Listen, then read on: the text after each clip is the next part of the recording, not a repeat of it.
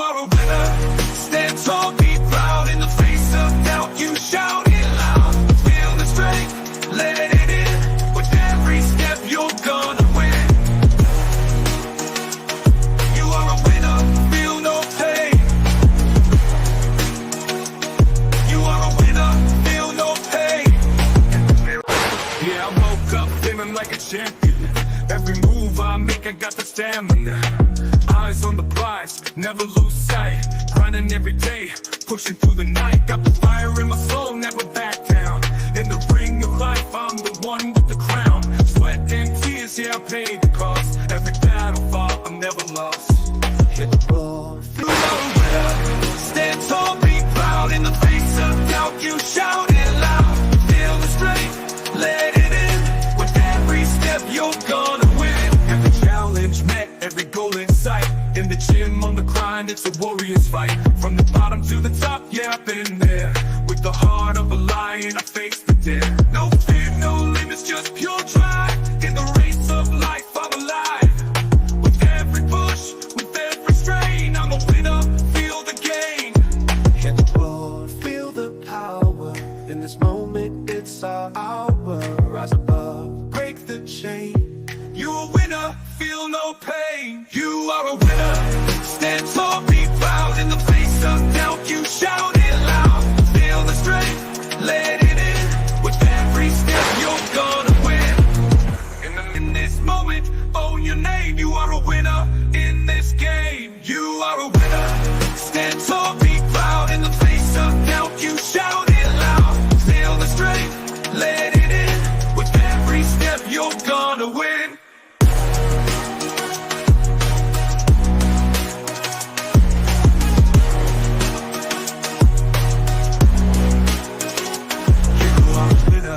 Stand tall, in the gym, on the grind, it's a warrior's fight. From the bottom to the top, yeah, I've been there.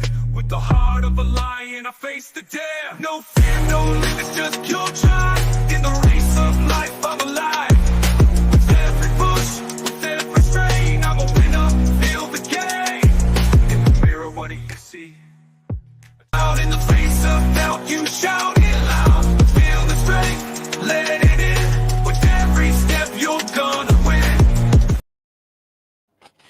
Hello, everybody. Welcome back again to another sports show live on Blueclouds Media YouTube channel. The show name, as usual, Football Menace. It is 11th of October, 2024, and we're gonna look into the Premier League power ranking.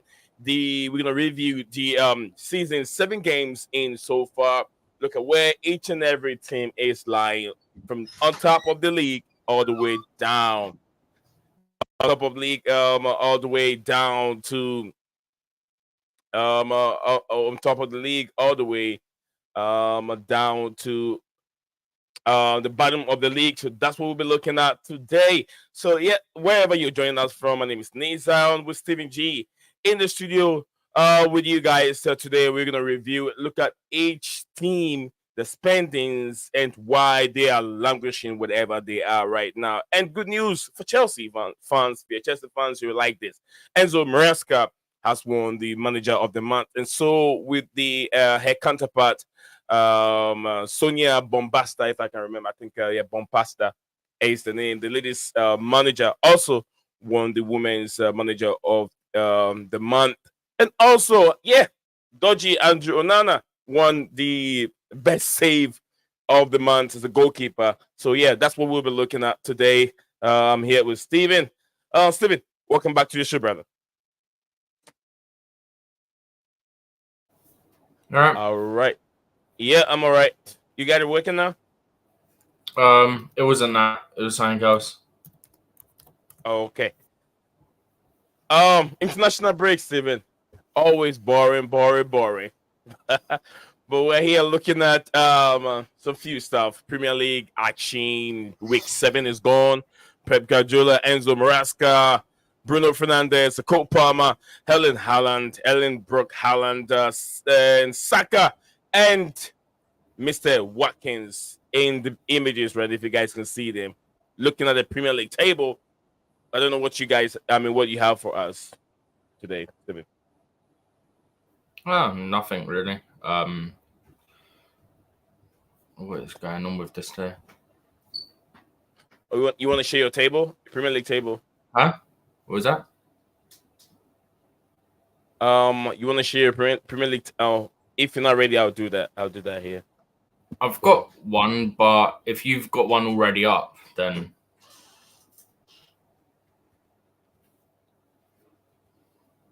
if you haven't got one up, I've got one ready. Okay. In a minute. I'm trying to send you a message.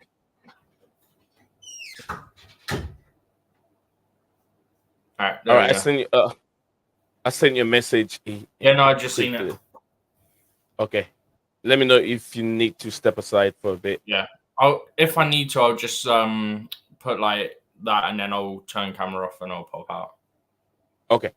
All right. So, Steven, let's start from down and work our way up. From the button. Mm-hmm. Is that clear for you guys? Very clear. Very, very clear. Okay. Sound. Yeah, that is very, very clear. So we'll look at Wolverhampton Wanderers. Wolves, we can take those three and preview, look at those, review them. Southampton, Crystal Palace, and Wolverhampton Wanderers, and why Wolves are in the 20th position. Mm-hmm. The other thing I'll say is nice to see Man United performing well. We've talked about Man United already. Stevie, we get a lot to say about Man United, so don't just bring Man United now. Just hold it. Oh no, hold bro! it. I was just saying it's nice to see them there after like all the rubbish they spoke about Chelsea last year. It's nice to actually see them where they were mocking us for being. We can get deeper into them later, but I just wanted to make reference to the fact that they mocked us for the exact same thing last year. Well, I can tell you reached the boiling point as soon as you saw that logo or that crest or that badge. I've got to say something, man. I'm going to say something. Huh? Go on. Yeah, I was like, man, Steven saw it. He said, I got to say something. It's Man United. They were on us all season last season. And I'm on them today. The ironic thing is, they were 13 points ahead of us at one point and finished 3 points behind us. They were even lucky. I don't know how they make Chelsea play Conference League. If it hadn't been them winning the FA Cup, against Man City, we would have been ahead. Man City had been celebrating winning the league again, so yeah, and it looks like they're already on the party, so they didn't even care much about, But anyway, let's start with Wolves, Steven. Or if you want me to start with Wolves, I can start with Wolves if you want me to. Yeah, let's work our way up, and then we can scroll up as we do each team. Yeah, we'll spend much more time on the middle of the table to the top of the table. But yeah, if we're gonna start our way from the button going up to Southampton, Wolverhampton, Crystal Palace, those three teams, and the most important thing here is one team that got promoted from the Championship, which is Southampton. But if you look at Wolverhampton Wanderers, Wolves haven't spent much money at all. From what my research, they've spent almost about, I'll say, 40 to 50 million in the 2024-2025 season. And they played 7 games so far. They've lost 6 games, which means they've lost 6 games, scored only 9 goals, and conceded 21 and drawn 1. Goals and drawn 1. So it's not looking good. Who their draw came against? Quiz question for you. Who did their draw come against? Probably Manchester United. They haven't played Man United, I don't think. They haven't played United. Oh, wait, did they? Hang on. No, don't think they have. The draw is, don't tell me it's Arsenal. I don't think. Was it Arsenal? No, they lost to Arsenal. Gary. But yeah, if you look at things right this way, it's one of the teams that Chelsea played.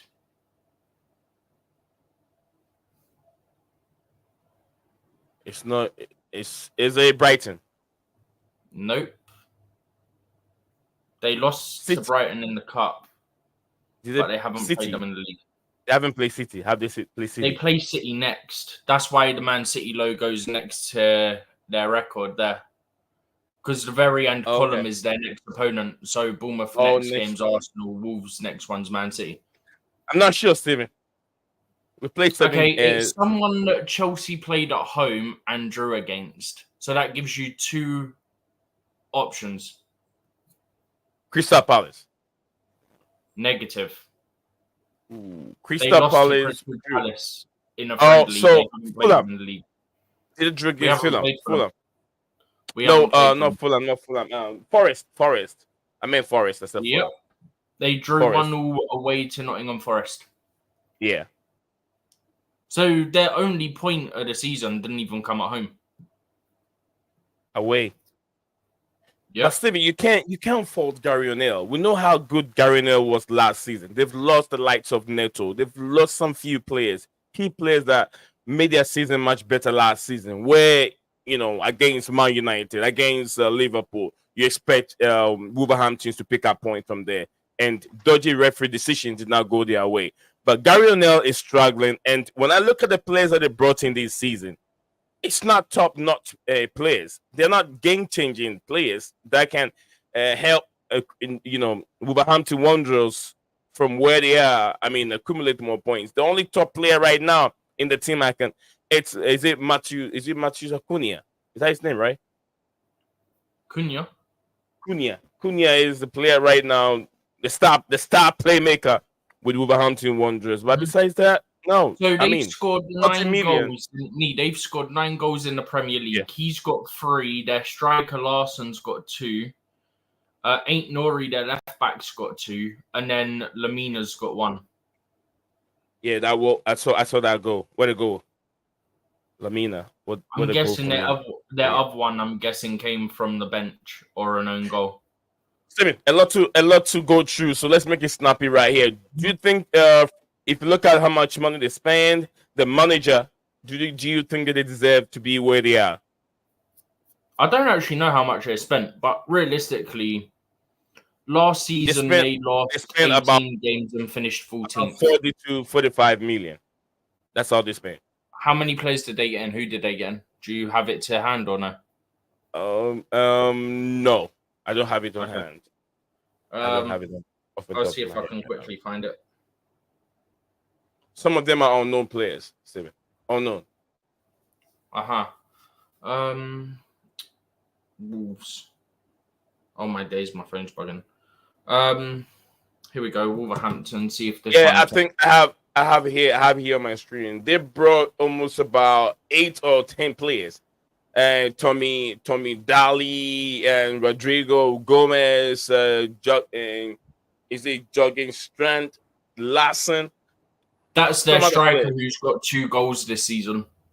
Yeah, Larsson. He, I think he was on loan. He's on loan, Steven. He's on loan from Celta Vigo. He is on loan from Celta Vigo, and they have a Bastien. Hi, you good now? You good? Yeah, someone just popped in the room, which I wasn't expecting. That's all. Yeah, that's all right. That's all right. They have some John Stone. I think they spent 10 million on him. They have Johnson, goalkeeper that used to be at Crystal Palace. Johnston. Andre, the midfielder. Yeah, Carlos from Fluminense. He's coming from Fluminense, Brazil. And then Carlos Forbes. I think Forbes or Forbes. Ajax, on loan. Yeah, coming from Ajax on loan. So you can tell they spent 4.3 million, 12.7, 8.5 million, 4.2 million, 10 million, and then 21 million. So they haven't spent, like I say, if you add all this money together, it could add up to 45 million. Oh, and it's gone. Yeah, they haven't spent a big amount. Yeah. Like, they've got 2, 3, about 45 million. 5, 6. My app's saying they got 8 players in. Yeah? Yeah. 3 of those are on loan. Andre, 19 million. Johnston, 10 million. That's 29 million. Bastien, whatever his name is, from Nantes for 4.3 million. Mm-hmm. Rodrigo Gomez from Braga for 13 million. Thomas Doyle from Man City for 6.9 million. So they've not spent well.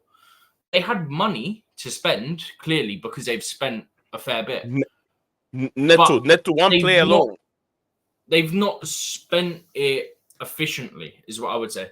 Like, when you look at the players that left, right, they lost Daniel Podence. They lost... I'm only going to name sort of the main ones, really. Fabio Silva, I'd argue, is a main one. He's gone on loan to Las Palmas. That young player with the bushy hair.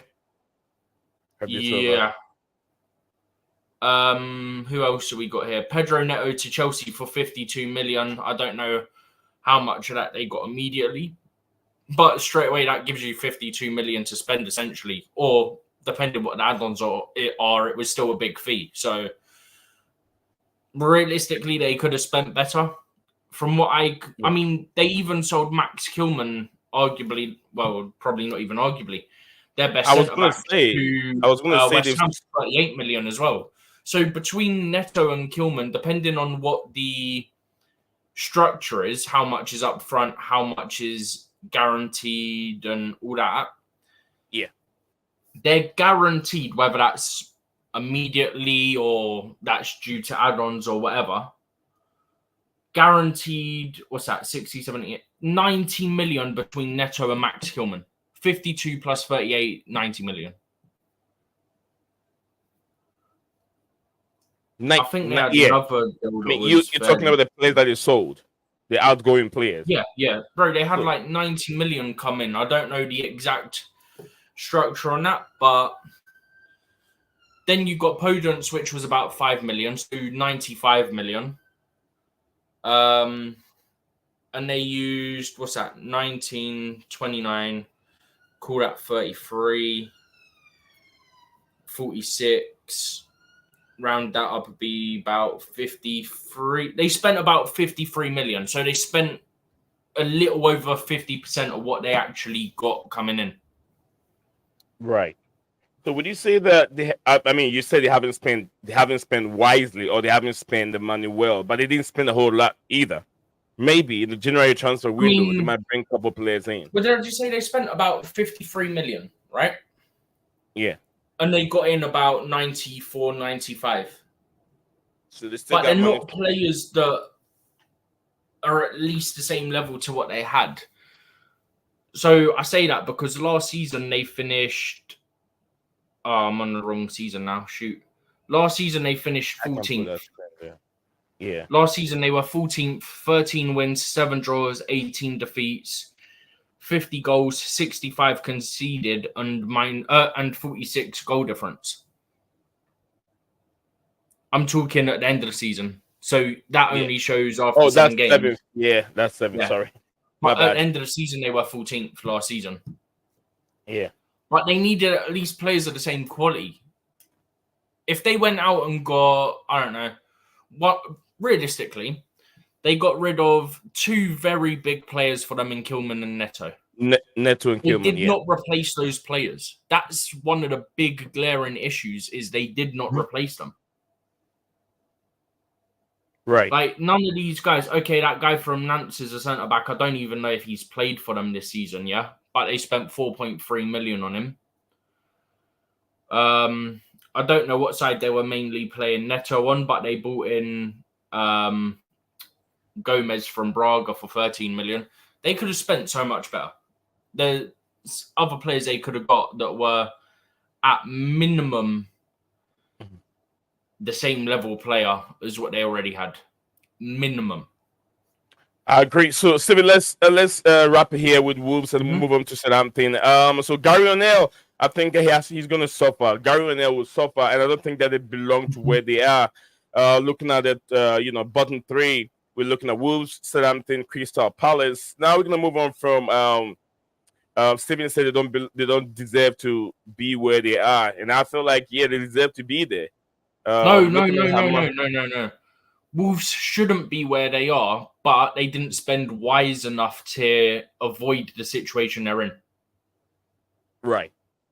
They shouldn't be there. Because of the mismanagement by the sporting directors in terms of the transfer business that they did, that's why they're there. So why do you think?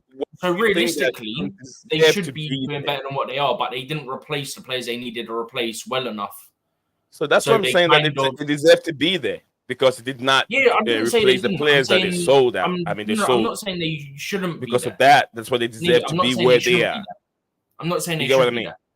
I'm not saying they shouldn't be there. What I'm saying is, well, I am, but I'm not. I'm saying they deserve to be there, right? They deserve to be there. Yeah. I'm not disputing that. 100% deserve to be there. But they shouldn't, because I think they're a better team than what they are, even with the 2 players that left. Yeah. So with the squad they have, I still think they should be doing better than at least 3 other teams, if not more than that, even with the 2 big losses of Kilman and Neto. Yeah, 75% at the same time, if they replaced them, they could be middle tier, top half. Right. But they're not, because they didn't replace them, so now they're in trouble. I agree with you. Looking at the players that they have over 75% of the players that are Premier League proven. They played they were with Wolves last season, so they should do much better than they're doing now, in my opinion. Just similar to what you were trying to say. All right, so move on from Gary O'Neill. Then we're gonna move on to Southampton, newly promoted side. They have a lot of experience in the Premier League. They were there a couple seasons ago. They relegated, and now they're back again. They were with Hasso-Hüttl, if I can remember, the German manager. I think now he's gone back to German Bundesliga, coaching one of the teams. I can't remember the exact team, but yeah, Southampton they spent bigger than Wolves did. Southampton, from my research, they've spent 68 million. Almost over 68 million in this. That's what they've spent. They played seven games so far.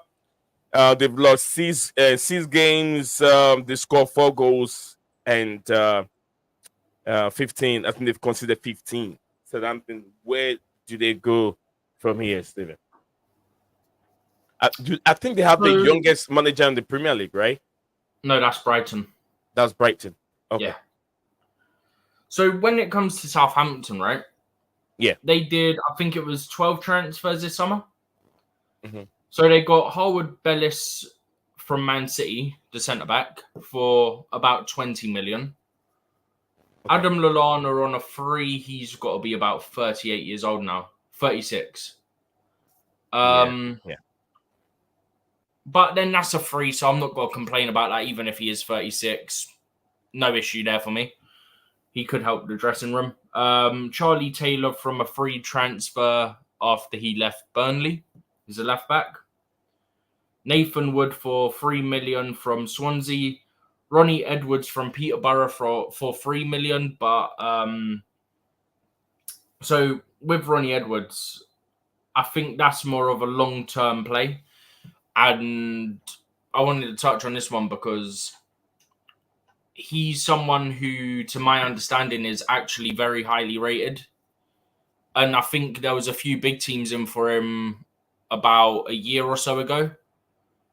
So when you look at it like that, that's good business for them to get him for 3 million when I think there was some big club circling him. But obviously, he probably went there because he's more likely to get game time, for example.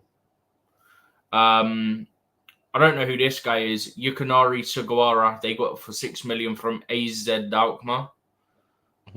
Flynn Downs, centre mid from West Ham, 18 million. Brent Breton Diaz, 7.1 million. I think he used to be at Sheffield United. They got him from Villarreal this summer. Villarreal. Yeah. They obviously got Leslie from Chelsea on loan for the season. The Cameron Archer deal was 15 million, but there was a clause inserted that if I think it was some sort of weird clause about he has to go back to him if some certain clause is met or something, if they get promoted or some BS. Couple players for under $1 million. Matthias Fernandez or Fernandes, whatever, from Sporting for 13 million. Aaron Ramsdale for 15 million. Cornet on loan from West Ham. Ryan Fraser free transfer after he left Newcastle. They've got a defensive mid on loan from New England Revolution, and then they've got some guy I've never heard of, right? Ayuda Traore for 600,000.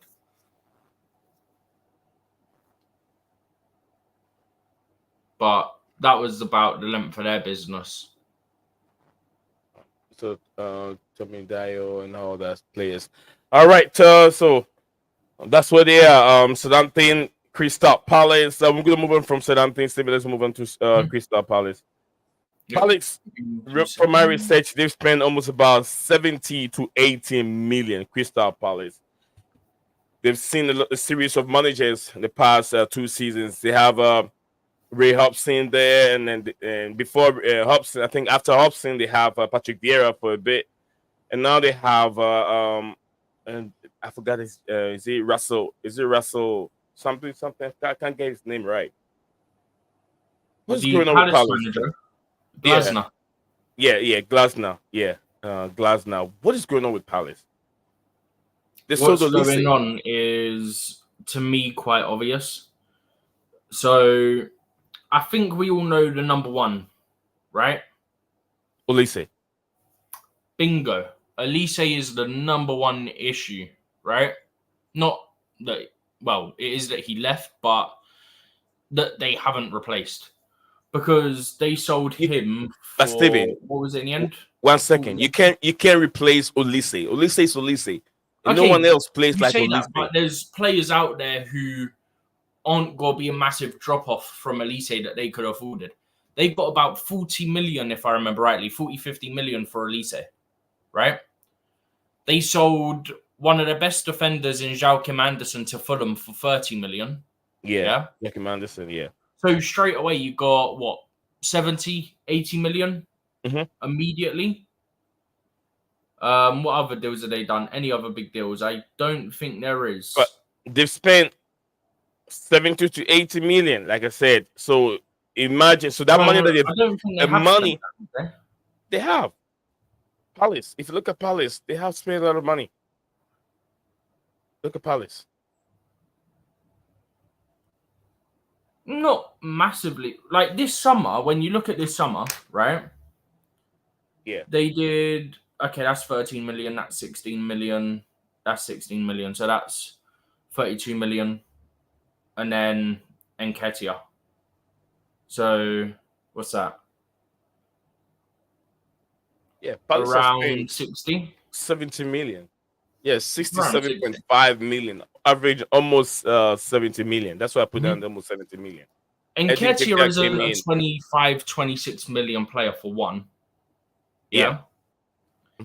I don't mind the LaCroix deal, the Wolfsburg centre-back they got for 16 million. I think that's a decent bit of business. Ismail Assar, the winger from...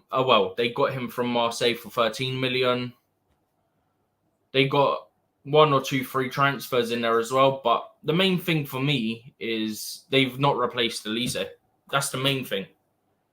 Like, okay, you got Chalobah on loan to replace Joachim Anderson, but I feel like you need to spend money there. You've only got Chalobah on loan. You should have spent some money. Got 2 centre-backs in, not just one in LaCroix. Because they paid for LaCroix, they got Chalobah on loan. I think they needed to buy 2 centre-backs, and I'm not including Chalobah on loan. Don't you think that the understanding between Olise and Eze, Eze, that combination, taking Olise away, taking Olise away creates so much gap, because those two were the guys getting the goal until Mateta had a little spell, about 5-6 games where he was banging in goals left, right, center. Everybody thought that, okay, this is the Mateta that the Premier League need to see, and he's showing what he's capable of doing. But yet, I know that he's just bulky for nothing. He's just bulky like a Lukaku. He doesn't have that flexibility. Oh yeah, Adama Traore. I use Lukaku because it looks like Lukaku. You know, it doesn't. Lukaku looks like Lukaku, but to me, he's not flexible. He doesn't have that flexibility. He doesn't have that skill set to be a Premier League striker. Mateta. I watch him during the Olympics. He's no good. He's not a good striker to me. He's not a striker that can get you 20, 25 goals a season. He's not. average he can get to maybe 10 goals every season. So they've scored 4 goals this season. Yeah. Yes. 2 in from 7 games. 2 from Mateta. One of those was a penalty. 1 from Eberechi Eze. That was the one against Chelsea at Stamford Bridge, which was just a great shot, but should have been closed down. And then the goal from Mark Gehi as well. So I presume the other one's got to be an own goal or something like that. So you said 4. You said they scored 4 goals. No, they've scored 5. 5 goals. Their players have scored 4, so there's an own goal in there somewhere. So I'll give that to Mateta. He scored 2 goals, 1 penalty, and then 1. I think open play. I'd imagine. I doubt he's taking free kick. But all right, so I get a message. I haven't checked it. I beg your pardon. Anyone that sent a message. Santiago. Big up to Santiago. Says Chelsea, rank number 1. He has over there 5 stars with the trophy. Thank you very much, Santiago. Sorry, I wasn't paying attention to my comments because we just concentrating on the content. Yeah, sorry about that. I hope you are doing well, Santiago. So yeah, Steven, let's move on from Crystal Palace. Unless you have anything you want to add to it, to move on to Ipswich. There's not much more to say about Palace. Yeah. Their big issue is that I think Sam Johnston played a fair bit for them last year. They let him go to Wolves for 10 million. They got rid of Elise for 40 to 50 million, add-ons dependent, whatever. Yeah. Then got rid of Joachim Anderson to Fulham, who could have been a team that they were potentially fighting this season for 30 million. Yeah. So you look at that, you're talking 90 million potentially of players that could have been key for them. So they need to replace that. I don't think they brought in another keeper, which is a big, big issue. They need to improve that in January. They need to bring in another centre-back in January, and they need to bring in an attacker in January as well. All right, so Crystal Palace, they have to make some signings in the January transfer window. So is Wolverhampton Wanderers. So is Southampton. Mm-hmm. But yeah, I'll talk about Southampton a bit later whilst we get into the Ipswich. Well, we've done a bit of Southampton anyway. Yeah, we've done with Southampton, but I'm going to add him to Southampton to the my submission I'm going to make regarding to Ipswich. Mm-hmm. Is the Premier League and the Championship now, is the gap between them too widened to the extent that when the promoted teams from the Championship come to the Premier League, they don't survive. They can't survive because of is it the money? Is it the money-wise, the spending that makes that gap so wide? The Championship, the Premier League, and why can't they survive in the Premier League for long? I'm not entirely sure that they can't survive, right? I mean, kind of not. It's okay, maybe money's an issue, but I think there's quite a lot of money for getting promoted anyway. So maybe not. It's just about strategy and how they sign players. What's their strategy? So we're on Ipswich, right? I think Ipswich done a fair bit of good business, right? Mm-hmm. Jack Clark was one of the standouts in the Championship. He'll probably be all right in the Premier League as well. I feel like he was one of those players who was ready for a step up. There was a few people talking about him saying he could be a player that steps up. Schmodix, the guy that was the top scorer from the Championship last year, probably another player that's ready for the Prem, in my opinion. If he can, it might take. I think the issue is it sometimes takes the teams from the Championship a bit of time to get running because a lot of them, regardless of their strategy, they try to bring in a lot of players. So you look at Ipswich, right? They got a guy from Luton for 9 million. They got a guy from Burnley who's a centre-back for 12 million. Jack Clark came from the Championship, 15 million. They got a guy on loan from Napoli that I've never, ever heard of. Yeah. Schmodix from Championship, Calvin Phillips. Muric from Burnley, from Man City Academy, who actually is 25 now, which is mad because I feel like he's still quite young. I mean, for a goalkeeper, he is. Liam Delap, I mean, bro, he already looks like a great signing for them. Let's be fair. Yeah. But yeah, I don't think they've done terrible business. They spent almost only about 20 million, Steven. there is that, but at the same time, they haven't spent a whole lot. 2 million, I 9 think million, they'll be all right. 17. I genuinely believe they'll be all right. I mean, one, they have the same manager. They have the same manager with them that promoted them from the championship. So yeah, he knows how. He knows most of these players. He worked with Omari Hutchinson. He knows how Hutchinson plays. So the kind of the philosophy is already there. It's not like some other clubs that have new managers and it will take them time to get to understand how to play in the Premier League. But and we've seen 7 games already. They're not in the on top of the bottom 3. On top of the bottom 3. No, but then we also need the context in this, right? So of those 7 games, yeah, their first 2 league matches, so game week 1, game week 2, Liverpool at home, they lost 2-0. Man City at the Etihad, they lost 4-1. So they've got 2 of the hardest games they can possibly have, yeah? Arguably 2 of the 3 hardest games they could possibly have. As in, I have sort of a tier of, you got your hardest and you got a hard a lot, and then you got sort of your good to average teams, and then so on and so forth, right? You've got 2 of the best teams in the league out the way in your first 2 games. And the fact that Liverpool was only 2-0, you can argue is very good for them. Are you right? All right, so Tyrone, big up to you, Tyrone. Tyrone says Stephen Fitzcom, what a day. Oh, you haven't. It means that you've not been watching him. He's been most of the time. He's having his camera on for quite a while now. Since deadline day, it's been on quite regularly. Yeah, since deadline day, he's had his camera on. But big up to you, Tyrone. Right? Yeah, go ahead, Stephen. Is the 1, 2, 3, 4 games from now. So game week 11, they have Spurs away. Game week 12, they have Man United at home. Then they've got a few games against Forest, Palace, Bournemouth, Wolves, Newcastle. But where they have Newcastle, it's then a run of 3 games of Newcastle at home, Arsenal away, Chelsea at home. And then they've got Fulham away, Brighton home, Man City home, Liverpool away. But once they get through February, they've already at that point played Man United, Tottenham, Aston Villa, Liverpool, Man City twice. So they only have Newcastle, Chelsea, Arsenal left after February out of the bigger teams. So from February, they could really start picking up. I think I said it in my prediction. I said I think Ipswich have done some good business, and I actually think they might survive. Or I had them survive or 18th. I can't remember.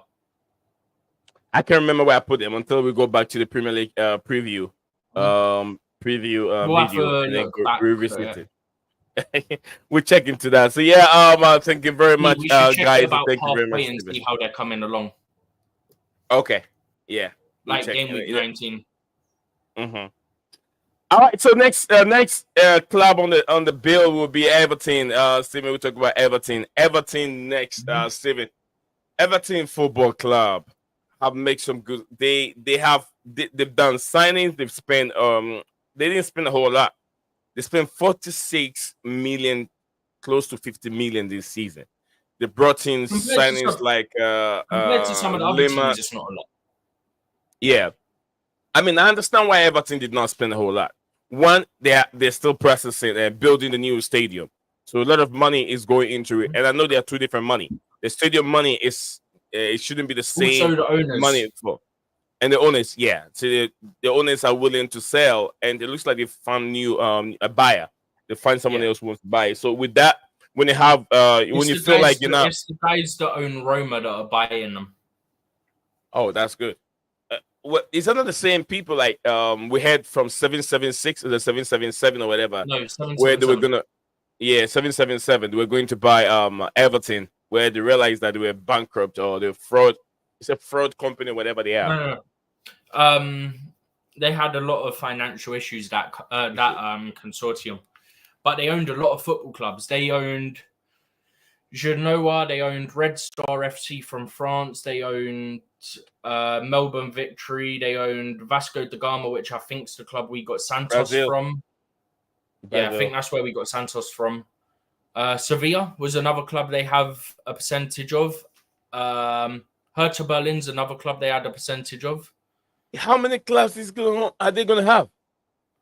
A lot. No, that was 777. That's how many 777 had. That's what I'm saying. That's too many for them to have Everton also. And then the nature of the Premier League with that intensity. Aren't getting Everton. No, they were going to get Everton. Oh, they wanted to, but the financial stuff meant it couldn't happen. So, yeah. Look, I don't want to see clubs go out of business and stuff, yeah? So, the fact that they're going out of business is a good thing. Is in 777 going out of business is a good thing. It means hopefully someone with a bit more sense will go into those clubs and they will save them and they'll keep them running sustainably, hopefully. So that fans don't have to lose a football club, because you don't want that to happen to anyone. You see it a lot in lower leagues in England. There's always issues. They always go administration and stuff like that. And you don't want to see it. I mean, I remember when it was Bolton and I can't remember the other club, but one of them ended up going administration, having to start a Phoenix club. This was only a few years ago. This was like 3 years ago. I think I was already on the channel at this point. And Bolton got saved literally like the last minute before the deadline, like the final deadline. Bolton got saved right at the end. But yeah, you never want to see football clubs go bankrupt into administration and all that, because you feel bad for the players, the staff, the fans. You feel sorry for everyone involved, because it's just bad ownership. Oh.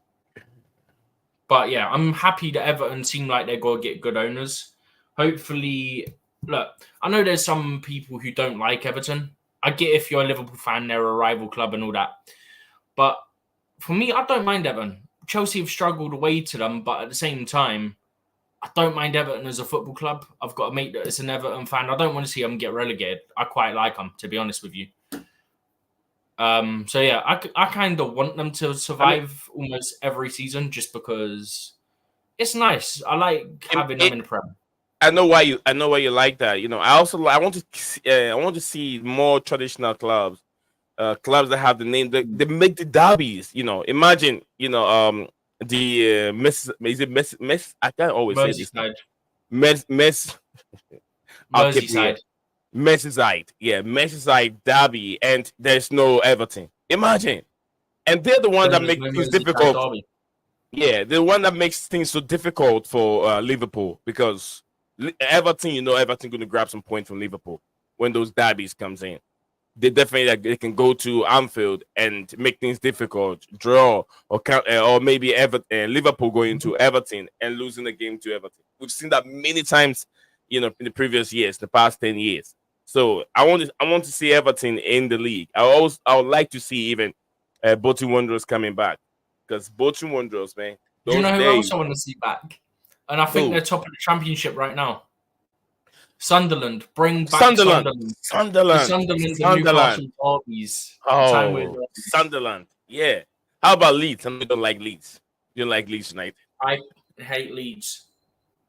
Leeds and Chelsea don't get along. Leeds United and Chelsea don't get along. So I do understand why you wouldn't like to see Leeds United back in the Premier League. That's what I'm saying. I'm censoring myself, but you know exactly what I'm saying. Yeah. All right. Anyway, we're gonna move on from Everton. We can move on to Leicester City. Stevie, they've done some good business. They spent some money. Leicester City has spent pretty much almost about 80 million. Leicester from they had Enzo Maresca last season. Enzo Maresca, promoted them to the Premier League and move away from Leicester City to Chelsea. I mean, they're doing good. From looking at the position right now, I think Stevie got to move. Right there. You've already moved it. Leicester City, where they are right now? Is this above Everton? 15. I was looking somewhere trying to find the point, but yeah, 15 points in the Premier League. Not bad. I mean, they have Premier League experience, so I can give them that. Some of the players that they brought in, the same players, they lost Drisbury Hole. Okay, they lost Drisbury, Stephen. Kelechi Iheanacho, I think, is gone as well. I think he became free agent. They bought in that Hudson Edouard. They bought in Jordan Ayew as well. No. Hudson Edouard from Crystal Palace. Hudson Edouard from Crystal Palace. Yeah. Hudson Edouard, Jordan Ayew from Crystal Palace. Two players from Crystal Palace. That's what I said. Yeah, I was trying to remember where he was. Hudson Edouard. I was just trying to remember where he was. You confuse me sometimes, honestly. Sorry. But the Hudson Edouard one's only on a loan deal. I don't know if there's any buy or obligation or anything in that. But then who did they spend the 80 million on? One was 5 million. They bought Jordan Skipping from Spurs for 20 million as well. How much you spend on Jordan? 20 million, you said? Jordan Ayew 5 million, and then they bought in Oliver Skip from Tottenham for 20 million. What the hell? Oliver Skip for 20 million. The defensive midget. Crap player. He's a crap player. He scored a worldie against Chelsea, and that is all. He is a crap player. I mean, he's a defensive mid. I don't expect goals from him. But what does Oliver Skip do? Plays Anything extraordinary. He's not a world beater. It's not one of the. If you're talking about Premier League, you don't expect Leicester right now to be getting world beaters. If Leicester stay in the Prem and they can gradually work their way up the Prem, then they could get 30 defensive mid. Oliver Skip is not going to be in the. He's not going to be part of them in the Premier League. 30 of them, 30 names defensive mid in the Premier League. Oliver Skip is not going to come in. I'm telling you. That's not much to say about Leicester City. We'll move on from Leicester City. Manchester United, Civi, your club. Manchester United spent almost about 205 million. 205 million to 300 million. Let's put it that way. They brought in Zeski. Zegzi. Yeah, Zegzi, Leno Euro. They brought in Delete. They brought in Maserati. Lex. And I think one more player. Maserati, Delete, Lenoyeri, and then Zegzi. Euro, by the way. Yeah, Euro. Leno Euro. Ugarte.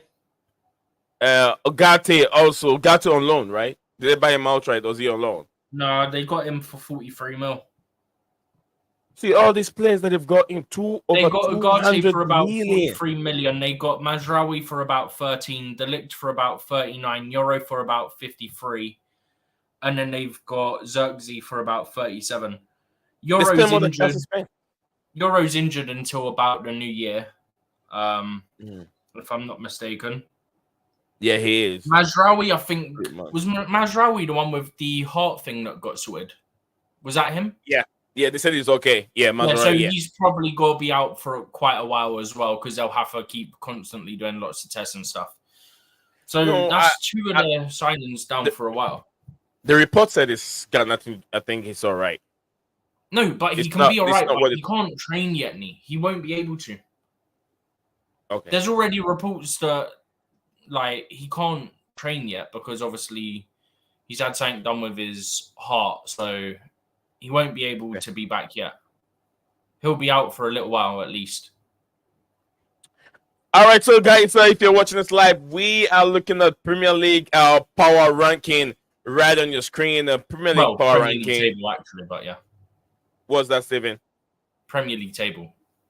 Yeah, Premier League table, and then we're ranking individually. We're looking at the teams from bottom to all the way down.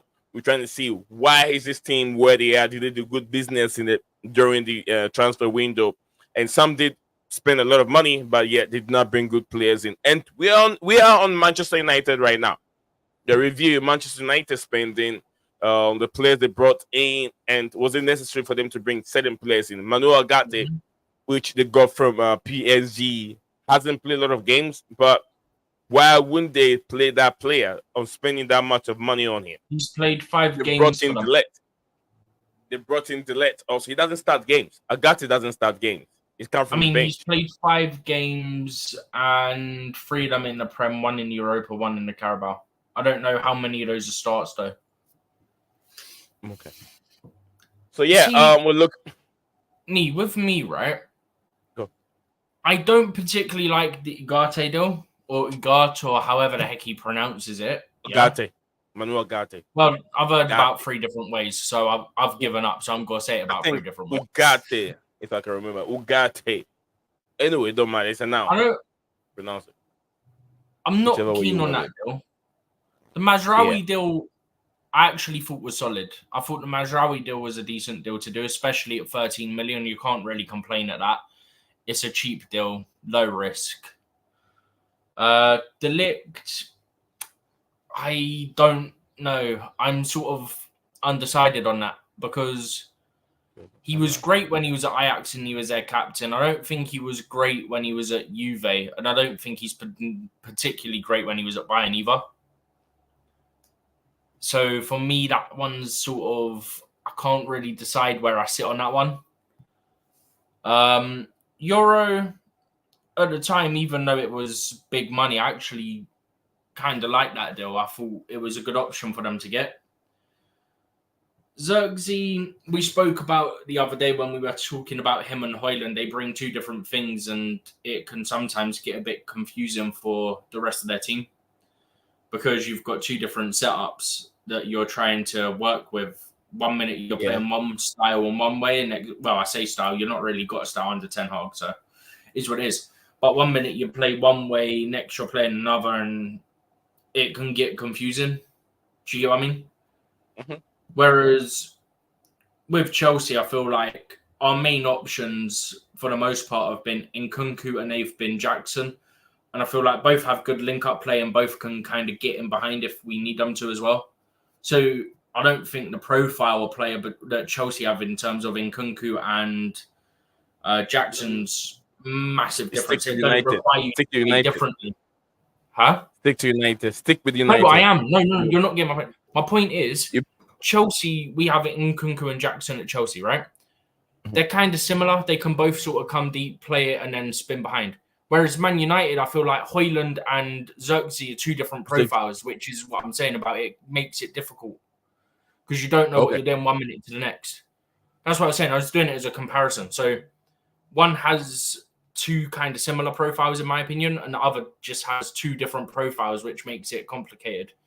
Because if you bring one off the bench, you're suddenly playing a different way. I've just nearly shown a middle finger by accident. But you get my point.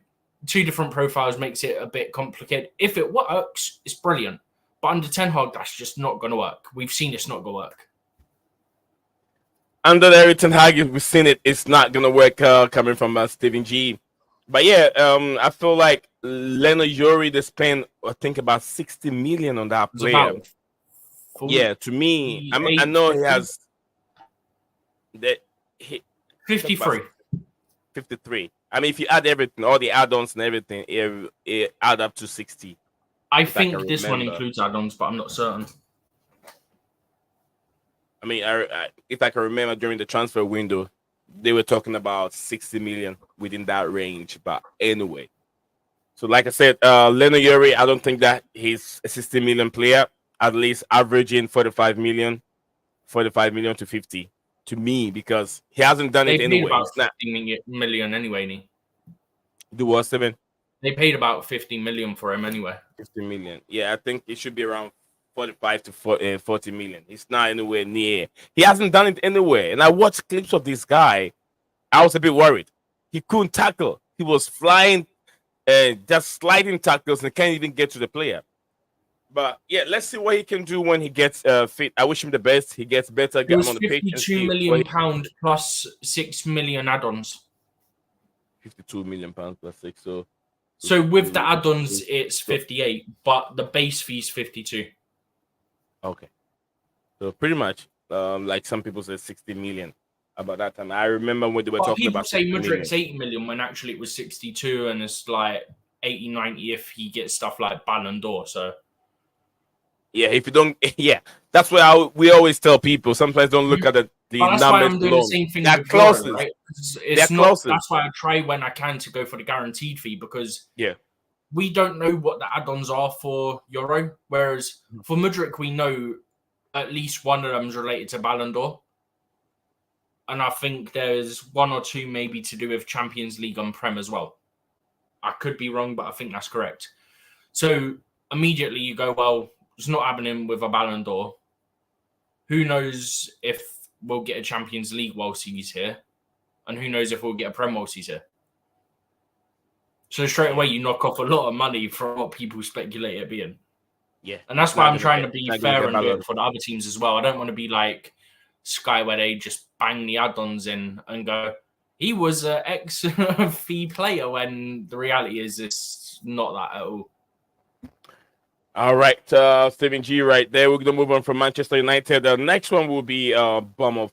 Stephen, Bournemouth spent 100 million in the summer transfer window. Bournemouth at the bottom team of the screen. There we go. Yeah, Bournemouth is right there. So we're looking at Bournemouth. From there, we'll move to West Ham United. But let's make it snappy. Anything you want to say about Bournemouth? I don't have much to say about Bournemouth, Stephen. Big up Semenyo. Yeah, Semenyo, shit player. He doesn't play well for Ghana. Yesterday, they drew against. Bruce said he's shit. He don't play well for Ghana. Yeah, shit game. He was in the national team yesterday against Sudan in Accra, Ghana. Couldn't score. 0-0 against Sudan. And this team has Inaki Williams. Inaki Williams was right there. Jordan Ayew was right there. Top players. 7 top players were in the national team. Can't score against. Could not win a game against what's his name? Sudan. Sudan don't play football. But yeah, I won't talk about Bournemouth. I'm gonna move on from Bournemouth. I'm going to West Ham United. West Ham United. Yeah. Just quick, right? When it comes to Semenyo, right? He scored the goal in the 1-1 draw against Forest this season, so he gained them a point there. He got the assist against Newcastle in the 1-1 draw there. So instantly he's contributed to 2 of their points. He got a goal in the game against Everton, and it was the first goal to get them on their little streak of 3 goals in 5 minutes. So he started the comeback there. So he's got a couple of big goals for them this season, to be fair, that have got them a couple of their points. Without him, if I go back to the table on my phone quickly, without him, they're down, I don't know, about 16th place. 15th, 16th, 17th, something like that. Oh, also picking up a Man of the Match award. Remember? In the Prem, he's done well. I can't speak for what he's done for Ghana because very difficult catcher games. Plus, they're probably on at a time. Let's put it that way. National team. Let's put it this way. National team. He's been just crap for national team. But it's a teamwork. It's a teamwork. So I wouldn't put the blame on him. I would just say, it's a teamwork. We'll move on from there. But yeah, he's been good. I've watched him in the Premier League against Newcastle, where he scored a goal, assisted, and a worldie. I think it took on almost about 3-4 players in the 18 to score a goal. So yeah, Semenyo is a good player. West Ham United, the absence of David Moyes. Now I had the radio. I've been hearing things that the fans want David Moyes back.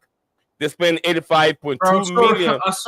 I saw loads of comments on the post about it, right?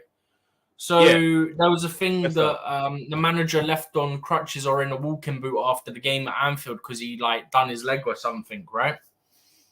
So someone literally put in the comments, "Can we get Moyes back until he's fit again?" And then someone else said, "Can Cresswell join him on the sidelines, being injured?" That's how bad it was. And then they went and got their first couple wins. They should tell people, be careful for what you wish for. Be very careful for what you wish for. Oh, we don't want David Moyes. He's a negative style of play. We don't want him. Okay. You brought in high-profile manager who hasn't really done nothing. He hasn't done nothing. He was with the Spanish national team. He left the Spanish national team camp when they were on the European tournament. He left the camp to go to Real Madrid and sign a deal for Real Madrid. Was he the one that left the 2021, 2020 brackets 21 because of COVID Euros? Was he that manager? Yeah, that was him. He left the camp to go and sign a contract with Real Madrid. Like a week before the start of the tournament. Yep. And then he played only 15 games for Real Madrid, Steven. 15 games, he got fired. What, and then he got sacked? He got sacked. 15 games. He got sacked. Lopetegui got sacked 15 games after. So, do you know what? Go ahead. So, after the Chelsea game, he was getting slagged off because I think I'm just getting it up now. So, in terms of the Prem, they lost 2-1 to Villa at home. They beat Palace 2-0. They lost to City 3-1 at home. They drew 1-0 with Fulham away. Lost to Chelsea 3-0 at home. It was the first time in, I can't remember how long, maybe even ever for West Ham, to lose their first 3 home games of the Premier League season. They then get knocked out 5-1 by Liverpool in the Carabao Cup midweek. Then that weekend, they get a draw away to Brentford.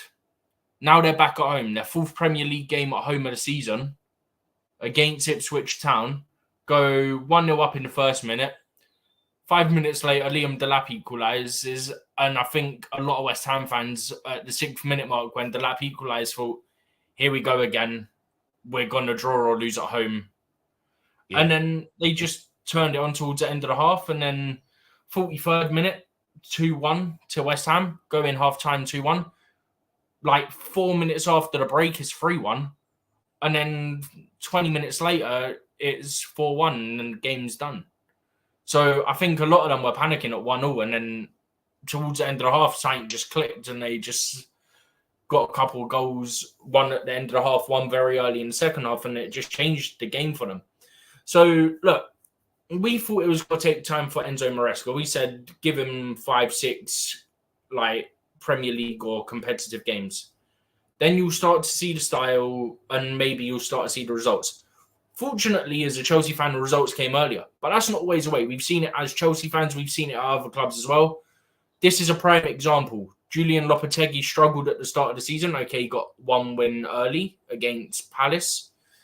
But other than that, they really struggled. And then the last couple of games, their last 2 games, they got 4 points. So who knows? Maybe they're going to get a bit of momentum now and pick things up. But, bro, you look at that. 4 points their last 2 games has jumped them up to 12th. They would be literally about 17th if they lost those games. Like if they continued that form, they would have been 17th right now.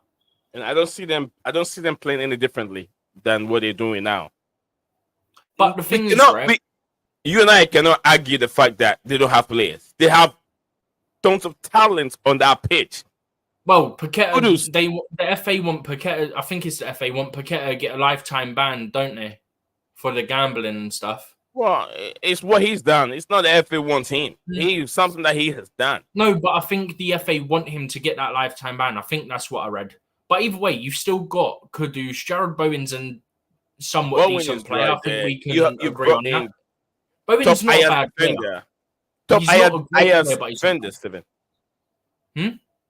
They have, top defenders from Mexico. Ayers, that used to be with Ayers.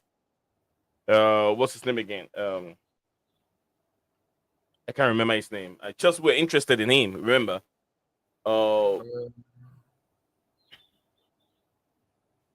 I remember his name. I know they go through, but I'm not going to do that right now. But yeah, they have some top center backs. They have some top midfielders, and they still have this Jamaican winger whom they converted into a striker, and he's still doing the job. Mikel Antonio. Antonio's not been that good. Yeah, it hasn't been good. I'm saying he's not. He's still there. He was good under Moyes. So where can this top-profile manager get Antonio to stop firing? Antonio scoring goals. Mid Alvarez, by the way, that's who you meant when you said the guy from Ajax, the midfielder Alvarez. Yeah, Alvarez. Yeah, that's right, Alvarez. I don't think they've done bad business this summer either, though. No, they spent West Ham spent 85.2 million. Quite a lot of money. I mean, they bought in. I presume this guy was in the summer, wasn't he? Yeah, because he's 18. Guilherme or whatever is a guy from Brazil. They got him from, I want to say Palmeiras. Yeah, they got him from Palmeiras. They bought in Somerville from Leeds. They bought in Soler from PSG. Soler, yeah. Soler. That was a good player. That guy is a good player, Soler. I remember that name from playing Was FIFA. this still in the summer? Guido Rodriguez came this summer, another midfielder. Todibo came from Nice this summer. Nice. Again, a lot of these deals are loans. Kilman on the permanent from Wolves. I like the Kilman deal. I think Kilman's a very good player, to be honest with you. Matt Kilman from Wolves. Yeah, good player. Wamba Krapper from Man United at right back. I can't really look at their deals and go, they've had a stinker. They have good players. Yeah. The manager is not good. They've done good. I can't really look at them and go, shite. Lopetegui is not a good manager. Great, good, average maybe. Like that's what I'm saying. Like if you look through them, there's not really a bad deal, especially given quite a few of them are loan deals, like Todibo, like Carlos Soler. They got Füllkrug as well. I forgot about that deal. Yeah, for a striker, and they still can't score goals. They can't play well. And look at where they are with all these players. Füllkrug's injured, isn't he? That's right. Füllkrug's injured, so they've been playing Antonio. Füllkrug's injured. He's not good in a way. Yeah, no, but he's injured, so they're playing Antonio, and Antonio's just stinker. But forget about Antonio. You got is it Bowen, right? Bowen on the right hand side. You got Kudus in the middle. You have lots of players in there to be able to play good football. They don't. West Ham said they want to play good football, so they brought in Lopetegui. But what are we seeing right now? I know it's still early days here, seven games in. But if you're a championship team that just got promoted, if you don't get nothing, at least 2 wins from these 7 games, then you're looking at being relegated. So they have to be very, very careful because 7 games is enough. Southampton. Yeah, Southampton down there. Oh, you're back on Southampton. You've just I would say they have to be very, very careful. Ipswich also have to be very careful. 7 games in, you got to start picking up points. If you don't get, this is like I said though. When you look at the opposition that Ipswich have had, they've had 2 or 3 of the bigger teams already. So by the end of February, they've played basically every big team twice already. So except from I think Arsenal and Chelsea. So they'll start to pick up the points. From that point, they can build that momentum for the back half of the season, quarter of the season, something like that. And they can pick up the momentum, and then if they're in trouble, then they could easily pick up the points they need. You know how it is, right? They say on average you need about 40 points to survive, right? Mm-hmm. I think Ipswich can get close to that. I don't think you'll need 40 points this year. Beautiful. We're done. I think we're done with West Ham right now. We're done with next one is Brentford. Should we skip Brentford or should we go into them? Brentford 68. We can go into Brentford a bit. I mean, a bit. The first thing I'll say on that is let me say hi to. Let me say hi to. Let me say hi to Liverpool, Man City, and Spurs. By the way, Brentford. Liverpool, Man City, and Spurs. Mm-hmm. That's 3 of your big teams that Brentford have already played, and they're 11th place with 3 wins, 3 defeats, and 1 draw. All right, let me say a big up to Sodis. Sodis, you're doing very well. I hope you're doing well. He said hello to me. But what about Steven, Sodis? You're not saying hi to Steven. Only me? Sometimes I get jealous when people come in and say, big up to Steven. I'm like, what about me? All right, no problem. So I just want to say hi to Steven G over here. Else, Steven's not going to read the comments again. He's going to get pissed off. Anyway, Steven, we are on Nottingham Forest. Evangelist Maranati. That's the man who won is it Europa League? Me. Europa League last season with the Greece team. Is it Panathinaikos? Yeah. We was on Brentford just saying how they've played 3 of the big teams already. Brentford. Then they got Man United next. So after game week 8, Brentford would have already played Man United, Spurs, Man City, and Liverpool. Yeah. 3 top teams. Do you know what makes it even bigger? All 4 of those games are the away fixture. So Man City away, Spurs away, Liverpool away, and Man United away. After game week 8, you've got 4 of the big teams. Okay, United are having a stinker so far this season. But for your traditional Big Six teams, away from home in your first 8 games, if you're sort of a mid-table to lower league, like not lower league, but lower half of the table team, you're happy with that because then you've got more of your favourable games to start picking up your points now. And you're only 8 games in by the time you play United. I think they'll beat United or at least get a point. And that's no disrespect to United, but they will beat United. They will. If they beat United, they're laughing, bro. You've played half of your games against like traditional Big Six clubs, and you're in the top half at that point. Like you're actually laughing. Yeah.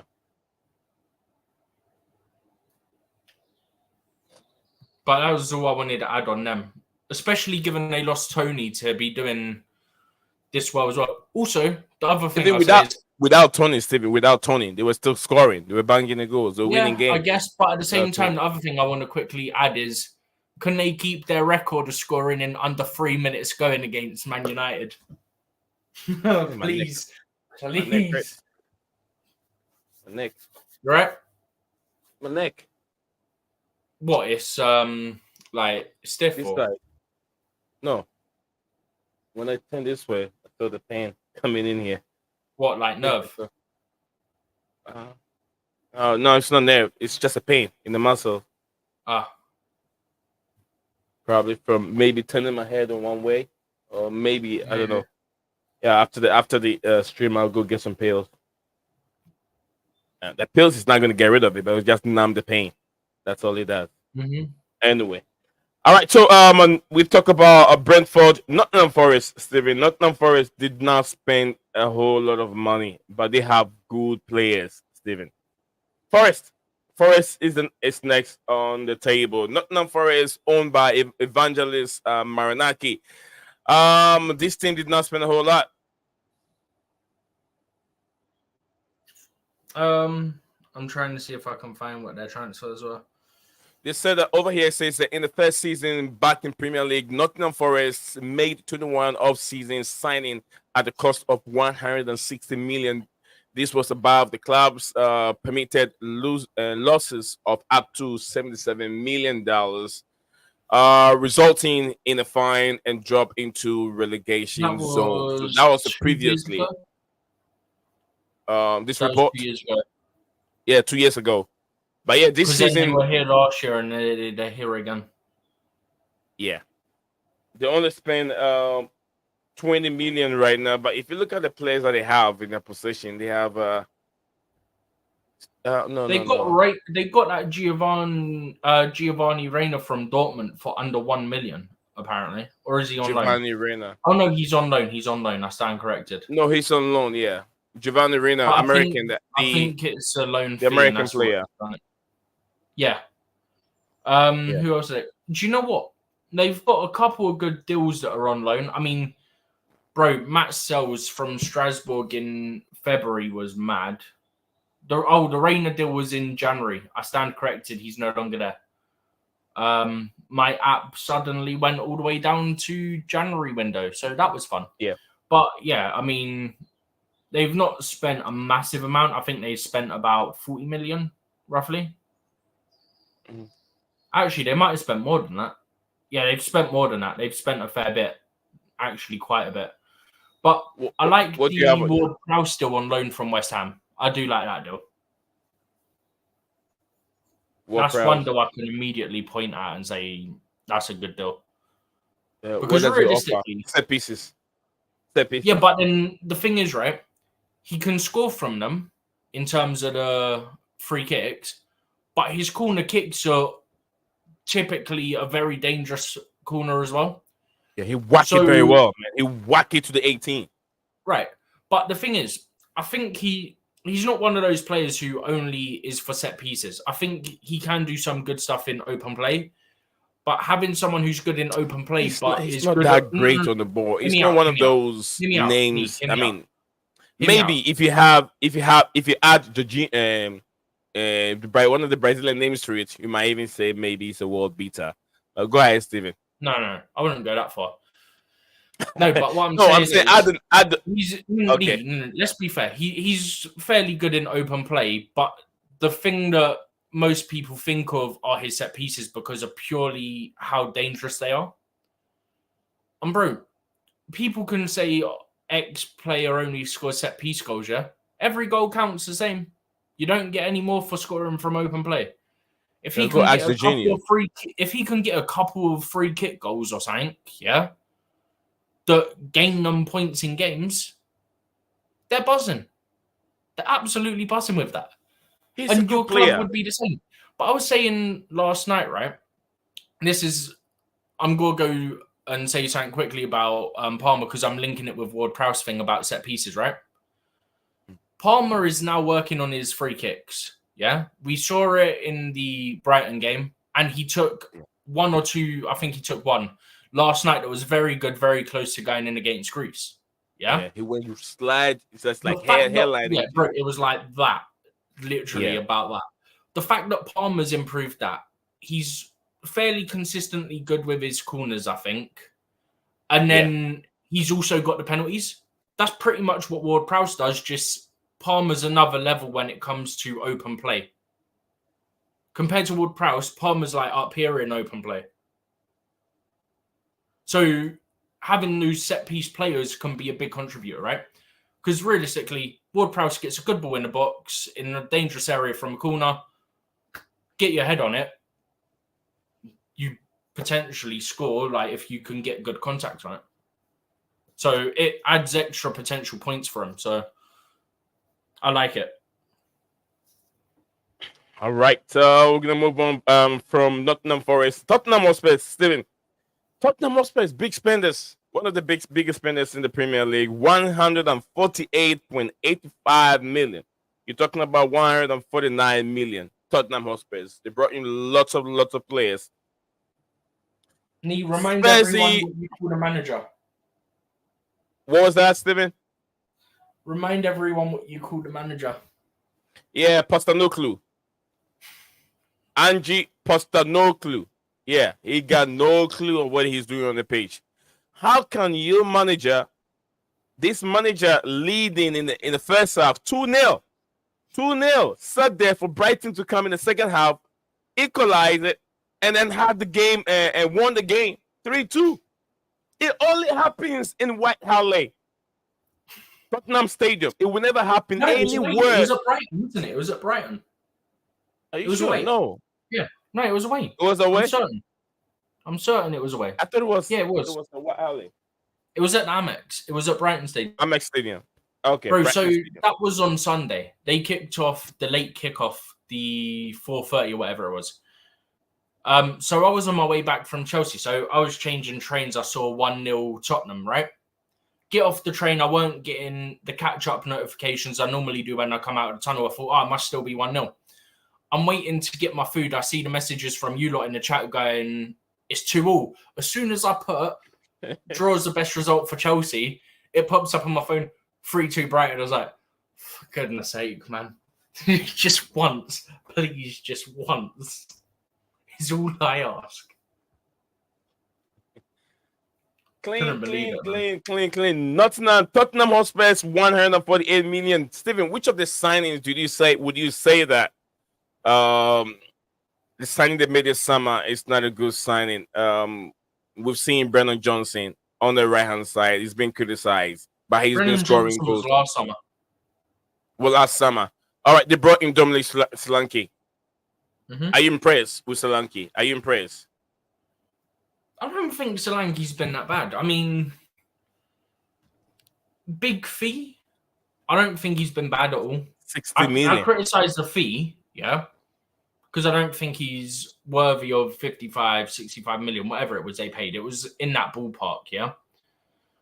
But look, he's played 8 games. He's played 5 in the Prem. He's got 2 goals in the Prem. He's got 1 goal in 2 games in the Europa League as well. So realistically, playing 8 games, 5 of which are in the Prem, and you got 2 Prem goals from those 5 games. And I don't think he started every game either. If I quickly look, I might actually be wrong on that. Yeah, I'm wrong on that. He has started basically every game. So he also got 2 assists, I think, but only one of those was in the Prem. And that one assist came in the 3-2 defeat to Brighton. But yeah, I don't think he's been bad from what I've seen of him this season. I think he's had 1 or 2 misses where I'm like, oh, that's a bit like Nicholas Jackson. But for the most part, I don't think he's a bad signing. I think the fee is the issue for me. I don't think he's worth that amount. He's maybe 35 million max for me, in my opinion. Some people might say it's a bit harsh given that, but he had 1 good season before he went to Spurs. So I can't really say much other than, is he really worth what they paid? Not in my opinion. But is he performing right now? Fairly consistently well, in my opinion. I think for me, if I had to pick one, and it wouldn't be Solanke, it'd be Odegaard. He's not really played for them, and they spent about 30 million on him from Burnley. I think that's more the deal that I'd criticise. He's not really played. I think he's had a miss or 2 that's potentially cost them points, if I'm not mistaken. I can't remember off the top of my head, but I believe that to be correct. And they paid 25 million for him. He's not a 25 mil player, and I don't think he's got to perform for them at all, to be honest with you. That's the deal that I'd criticise. I do like the Archie Gray deal. Archie Gray. It's a bit too raw. It's not Premier League ready. I don't think it's a Premier League ready. Archie Gray, remember I told you he was coming from Leeds United. Did you check where exactly he was coming from? I know where he's coming from. Yeah. But he's only 18 years old. Yeah, he's very raw. Very, very raw. I don't think he's ready for He's only 18 years old. You expect that. But he can, bro, his versatility is mental. I think he can play DM, centre-back, and I think he's played a bit of right-back as well. Good player, then. Good player. But yeah, he's a good player. I watch him play. I watched 2 games. Right? I watched 2 games of him in the Championship. I watched Leeds United, Leicester City Championship game, top game. I watched that one. Then I think I watched Leeds United and either Southampton also. Championship game. So I watched 2 games of him. And paid about 30 million for him, I think. I mean, it's not bad. If we spend that much for Modric and 30 million for Archie Gray, then it's a good deal. At least he understands the tempo of English game. But I get what you're saying. Yeah. But also 30 million for someone who people have been buzzing about and raving and hyping up, yeah? Yeah. To potentially be a big name in the future, and you're getting him at 18 years old. 30 million. I can't complain, man. They're doing what Chelsea done with a couple of our deals where you're getting ahead of the queue to get players in. We have opened the door, deal, for example, right? Chelsea have done it a bit too much, in my opinion. But the Estevaldo, I think, is a prime example. He looks great. Okay, it's in Brazil, but I think he's been all right when I've seen him for the limited minutes I've seen him play for the national team as well. So he's also doing it in the national stage. Chelsea got ahead of the queue. Tottenham jumped everyone for Archie Gray, who I think could be a top player. So I can't really criticise them when I'm praising Chelsea for the same thing. Right. Big up to Gula Mustafa. I said Steven got glow up, or is it me seeing him first time live? Yeah, I think it's you seeing him first time because you've been vanished. You've been gone forever. I think was here for deadline day and I had my camera on then. I don't think he was here for deadline day. My big up to you, Gula Mustafa. Long time no see. But yeah, we're here. We're gonna try and wrap this. Steven, we gotta skip. I got a meeting to attend here soon, so we gotta push it real quick. Oh, I didn't mean to double tap that. We've done Tottenham. We've done. Let's skip some of this. Let's make it just snappy. The only thing I'll say is Fulham are overachieving. That's what I'm gonna say on Fulham. Fulham are overachieving. I mean, that negative football. What do you expect from Fulham? They play negative football with Nuno Espirito Santos. They spend 118 to 120 million this season. They should do much better. Their manager's not Nuno, bro. Oh no, what's his name? This short guy. Yeah. He's been there with them last season, and he's still with them. Nuno is Nottingham Forest. Negative football. Yeah, Chelsea had to deal with Nuno. But yeah, I mean, the only other thing I've got to add is that they were unlucky against Man United at Old Trafford, first game of the season. It was a lucky goal from Xerxes for the 1-0 win for Man United. Yeah. They've had 2 draws. They've had 2 defeats. Those 2 defeats being away to both Manchester clubs. Very unfortunate in both games. They were unlucky not to get at least a point against Man City and unlucky not to get at least a point against Man United, if not all 3. Yeah, they almost beat Man City. They had some good chances against United. It just didn't go their way on the day. Yeah, they almost beat Man City if it hadn't been Adama Traore taking chances. Very useless on that day. Very, very useless. 1-on-1 like three times, and he couldn't finish it. But Nottingham Forest, they've done good business. Steven said they are overachieving. To me, I think that they are overachieving too. Yeah, Fulham. Yeah, Fulham. You said they are Forest. overachieving. Sorry, I get confused with Forest and then Fulham. I get confused. If you remember, this is the second time I'm making the same mistake. Nottingham Forest and then Fulham. We're going to move on from Forest. They've scored a fair few goals already. What's that? 5, 6, 7, 8, 9. They've scored about 10 goals, only one of them being a penalty. 3 for Raul Jimenez, 1 being a penalty, 2 for Emil Smith-Rowe, 1 for Adama Traore, Iwobi, Andreas Pereira, Reece Nelson, and Muniz all got 1 each. They're a difficult team to play, Steven. They'll be a difficult. They got talents everywhere. They're not an easy team to play, but I definitely, I would have had them. I probably would have had them around 12th, maybe.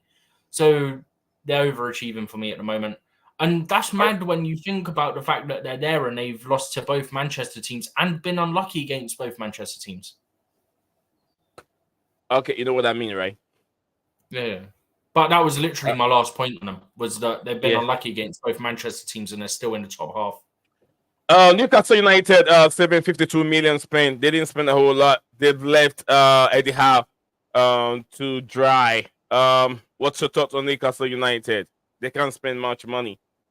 Newcastle, I think that where they deserve to be where they are. I don't think they're overachieving. They did very well last season. And they have the same manager, Eddie Howe, but did not bring in a lot of signings. They didn't do any big deals. No. The only ones off the top of my head, obviously, the Lewis Hall deal becoming permanent. They got Lloyd Kelly on a free, and then I think they signed some guy from Sheffield United. Oh, and they got Ruddy on a free. Goalkeeper used to be at Norwich. They got him on a free deal as well. But that's the only deals I can come up with off the top of my head. I don't think they did any more than that. But yeah, bro, I don't know. I feel like Newcastle were roughly where I expected them. I expected them somewhere between sort of 5th and 7th. I think I had them, and then I had Villa and Chelsea 4th or 5th. Okay. All right. So yeah, I don't think they're overachieving. I think they're continuing where they stopped last season. So Newcastle, I'm sure they have to make some signings. They're about on where I expect roughly. Yeah. Isak is injured, and Tonali, I haven't seen much of Tonali this season. Both strikers injured. Oh boy. They need to apparently Colomoni has to leave PSG this winter.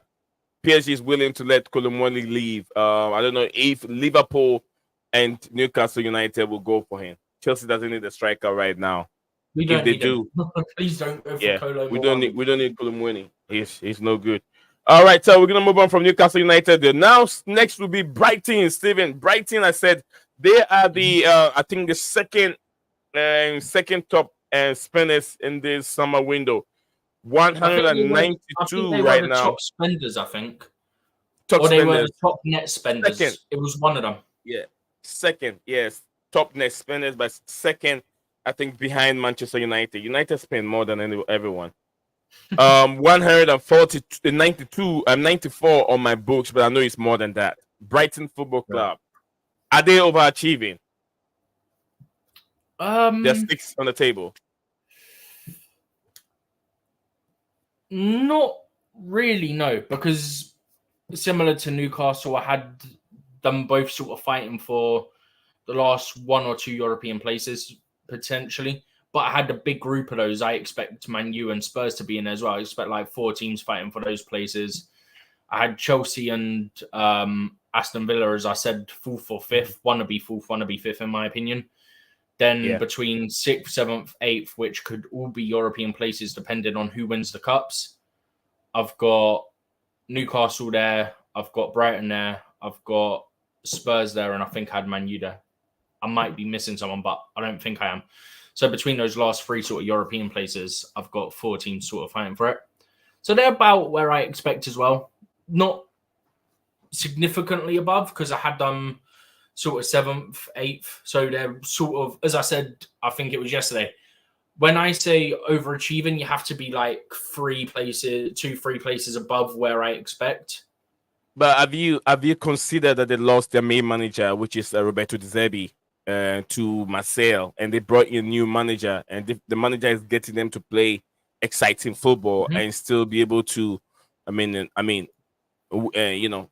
grab point from teams that they're playing against, like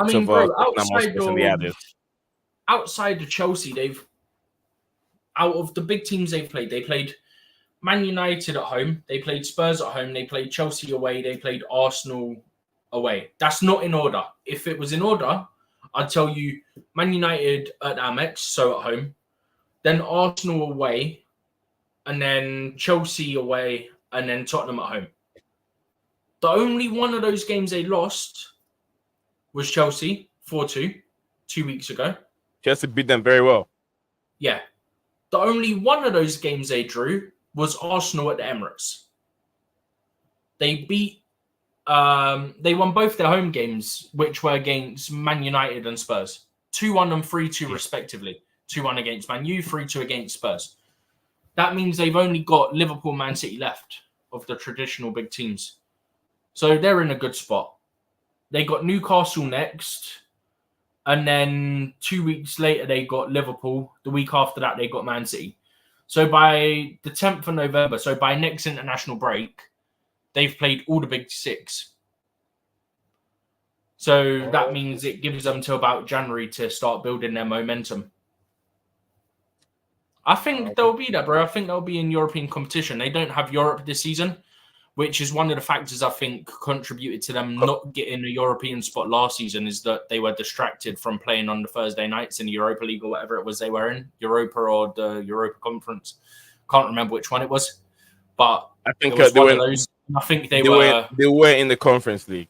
Oh, they were conference. Okay. Yeah, I think they got distracted by that. I think they didn't have the depth to deal with that. So I think this season it's going to be fighting for a European place, and then they need to strengthen their depth ready for next season so that they're not having the same issues they had last season if they get Europe.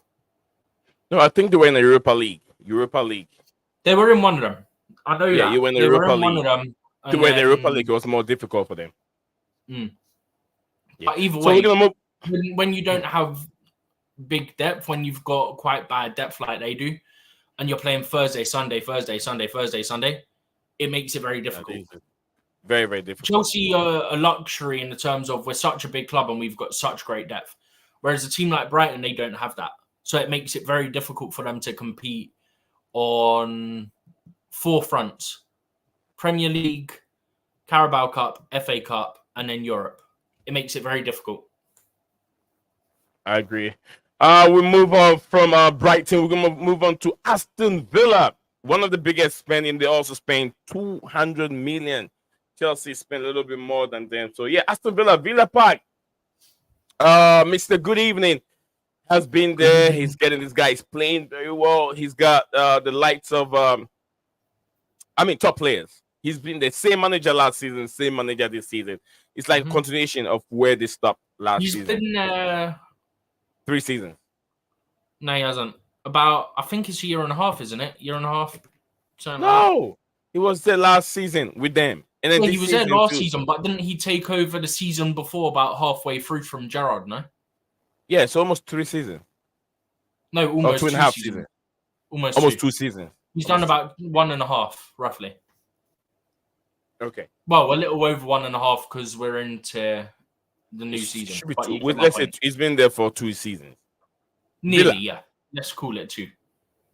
I wouldn't say they're overachieving. They did much better last season also. So yeah, they belong to where they. But any new signings, what are the signings improving? Would you say that the signings that they made this time? I wouldn't say useless signing. Yeah, no, they brought in Pau Torres, right? They brought back Pau Torres. I think that was the previous summer. I think previous summer. But who did they bring this in summer? This summer they bought whoever Enzo Berentia is, and also they bought in Samuel Island Jr. I believe Island Jr. I think used to be Cobham, if I'm not mistaken. But them two both came from Juventus in the deal where Douglas Luiz went in the opposite direction. They bought in Ross Barkley for 5 million.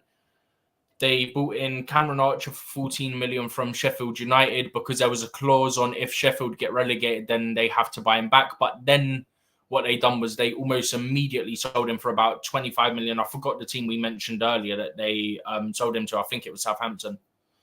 Bought in a player from Hull, a left winger, and then the deal that I was very appreciative of that they did, and I think a lot of us, in terms of no matter who you support, actually kind of like this deal. It's the Amadou Onana for 50 million from Everton. Because you got rid of Douglas Luiz. Bro, do you remember at the start of the season I went, he's typically a deeper player. I don't think he'll get the type of goals and the number of goals that Douglas Luiz got, yeah? That's what you said. I remember. This is what I'm saying. This is what I said. In 9 games in all competitions, he's got 3 goals. In the Premier League, 6 games, 2 goals. Yeah. If I quickly go to Douglas Luiz and look at what he done last season, right? Go here, players out, and then where are you?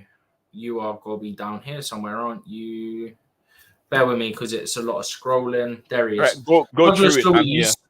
Douglas Luiz last season got 10 goals in all competitions, 9 in 35 in the Prem. 9. Yeah. So maybe I was wrong. Maybe he's going to get on a lot of their set pieces and score the goals from there and make up those numbers. But I like it because it gives them more defensive solidity. It's quite a good deal.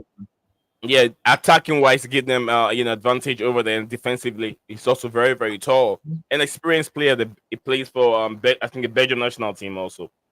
So he's a I believe it is. Yeah, he's from Belgium. One of those immigrants. He's got an injury until for a few weeks, I think, hamstring. And don't forget, Aston Villa have got a super sub in the name of John Duran, a player that Chelsea was interested in. And I was like, go for this player. Goal of the month, by the way. Yeah, goal of the month. I was like, go for this player.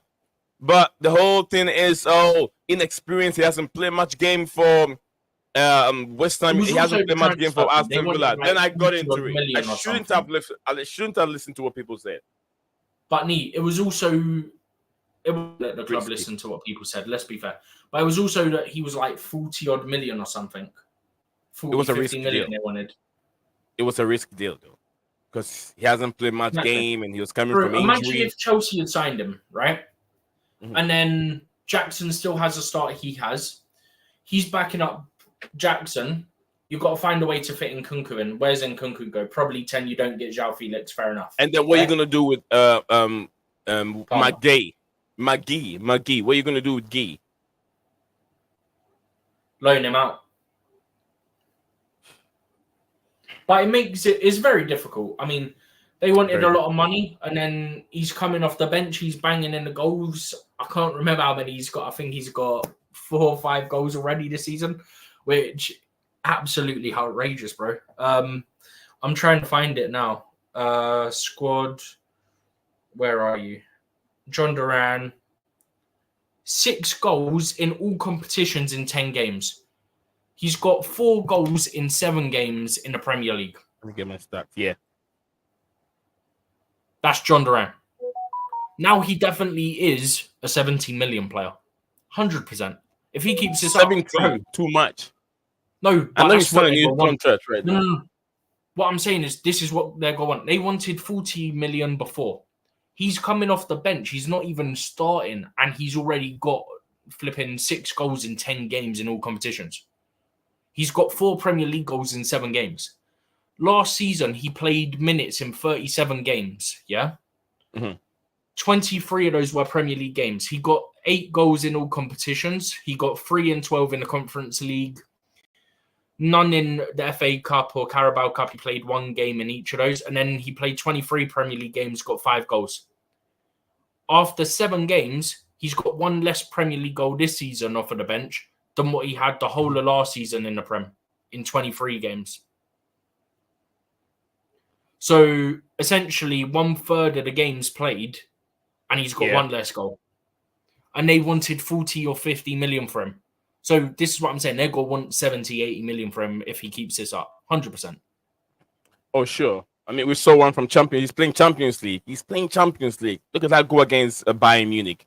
And then the one in the Premier League that won That him was the instinct. best That goal. was brilliant, bro. The instinct on that is brilliant. All right, so John Duran, the man for Aston Villa, is who we're talking about, reviewing the Premier League table, the ranking each and every team, and whether they are overachieving or achieving. I haven't said this since the beginning of the stream. I haven't said it at all. So, yeah, whatever you're watching us from X or YouTube, but don't forget to like and subscribe. Drop a like on the video. Yes, it will help the channel go a long way. Thank you very much for doing that. Now, the next is Stephen and I Football Club. Chelsea.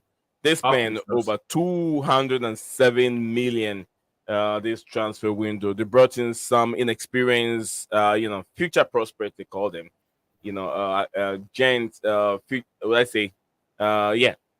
Future prospect players that they brought in. They brought in the likes of McGee. They brought in Jadon Sancho from Manchester United for literally a fee of 25 million. With an obligation at about 25 million. Yeah, to buy. And also they send Raheem Sterling the other way. Chelsea are still paying part of Raheem Sterling's wages, but it's better than paying all of them without contributing nothing on the pitch. So yeah, Chelsea is next to talk about. Steven, your football club, Chelsea. Would you say that they are overachieving in terms of where they are right now? No, I said it the other day. Chelsea are about where I expected. I said 4th or 5th at the start of the season. And I'll re-emphasize that. I said 3. I think it was them and Villa as 4th or 5th. So for me, they're right where I have them to finish at the end of the season. The test is coming up now because we've got Liverpool, Man U. Who was it after that? Liverpool, Man U. Hang on, I've got my program here from the other day. I got it here also. Liverpool. We have Liverpool, Newcastle, Man U. Newcastle, Man U, Arsenal. There we go. Arsenal. And Leicester City. I think this one is that Everton or Aston Villa? That's Aston Villa. Aston Villa. We've got Everton on the 21st of December. Yeah, so.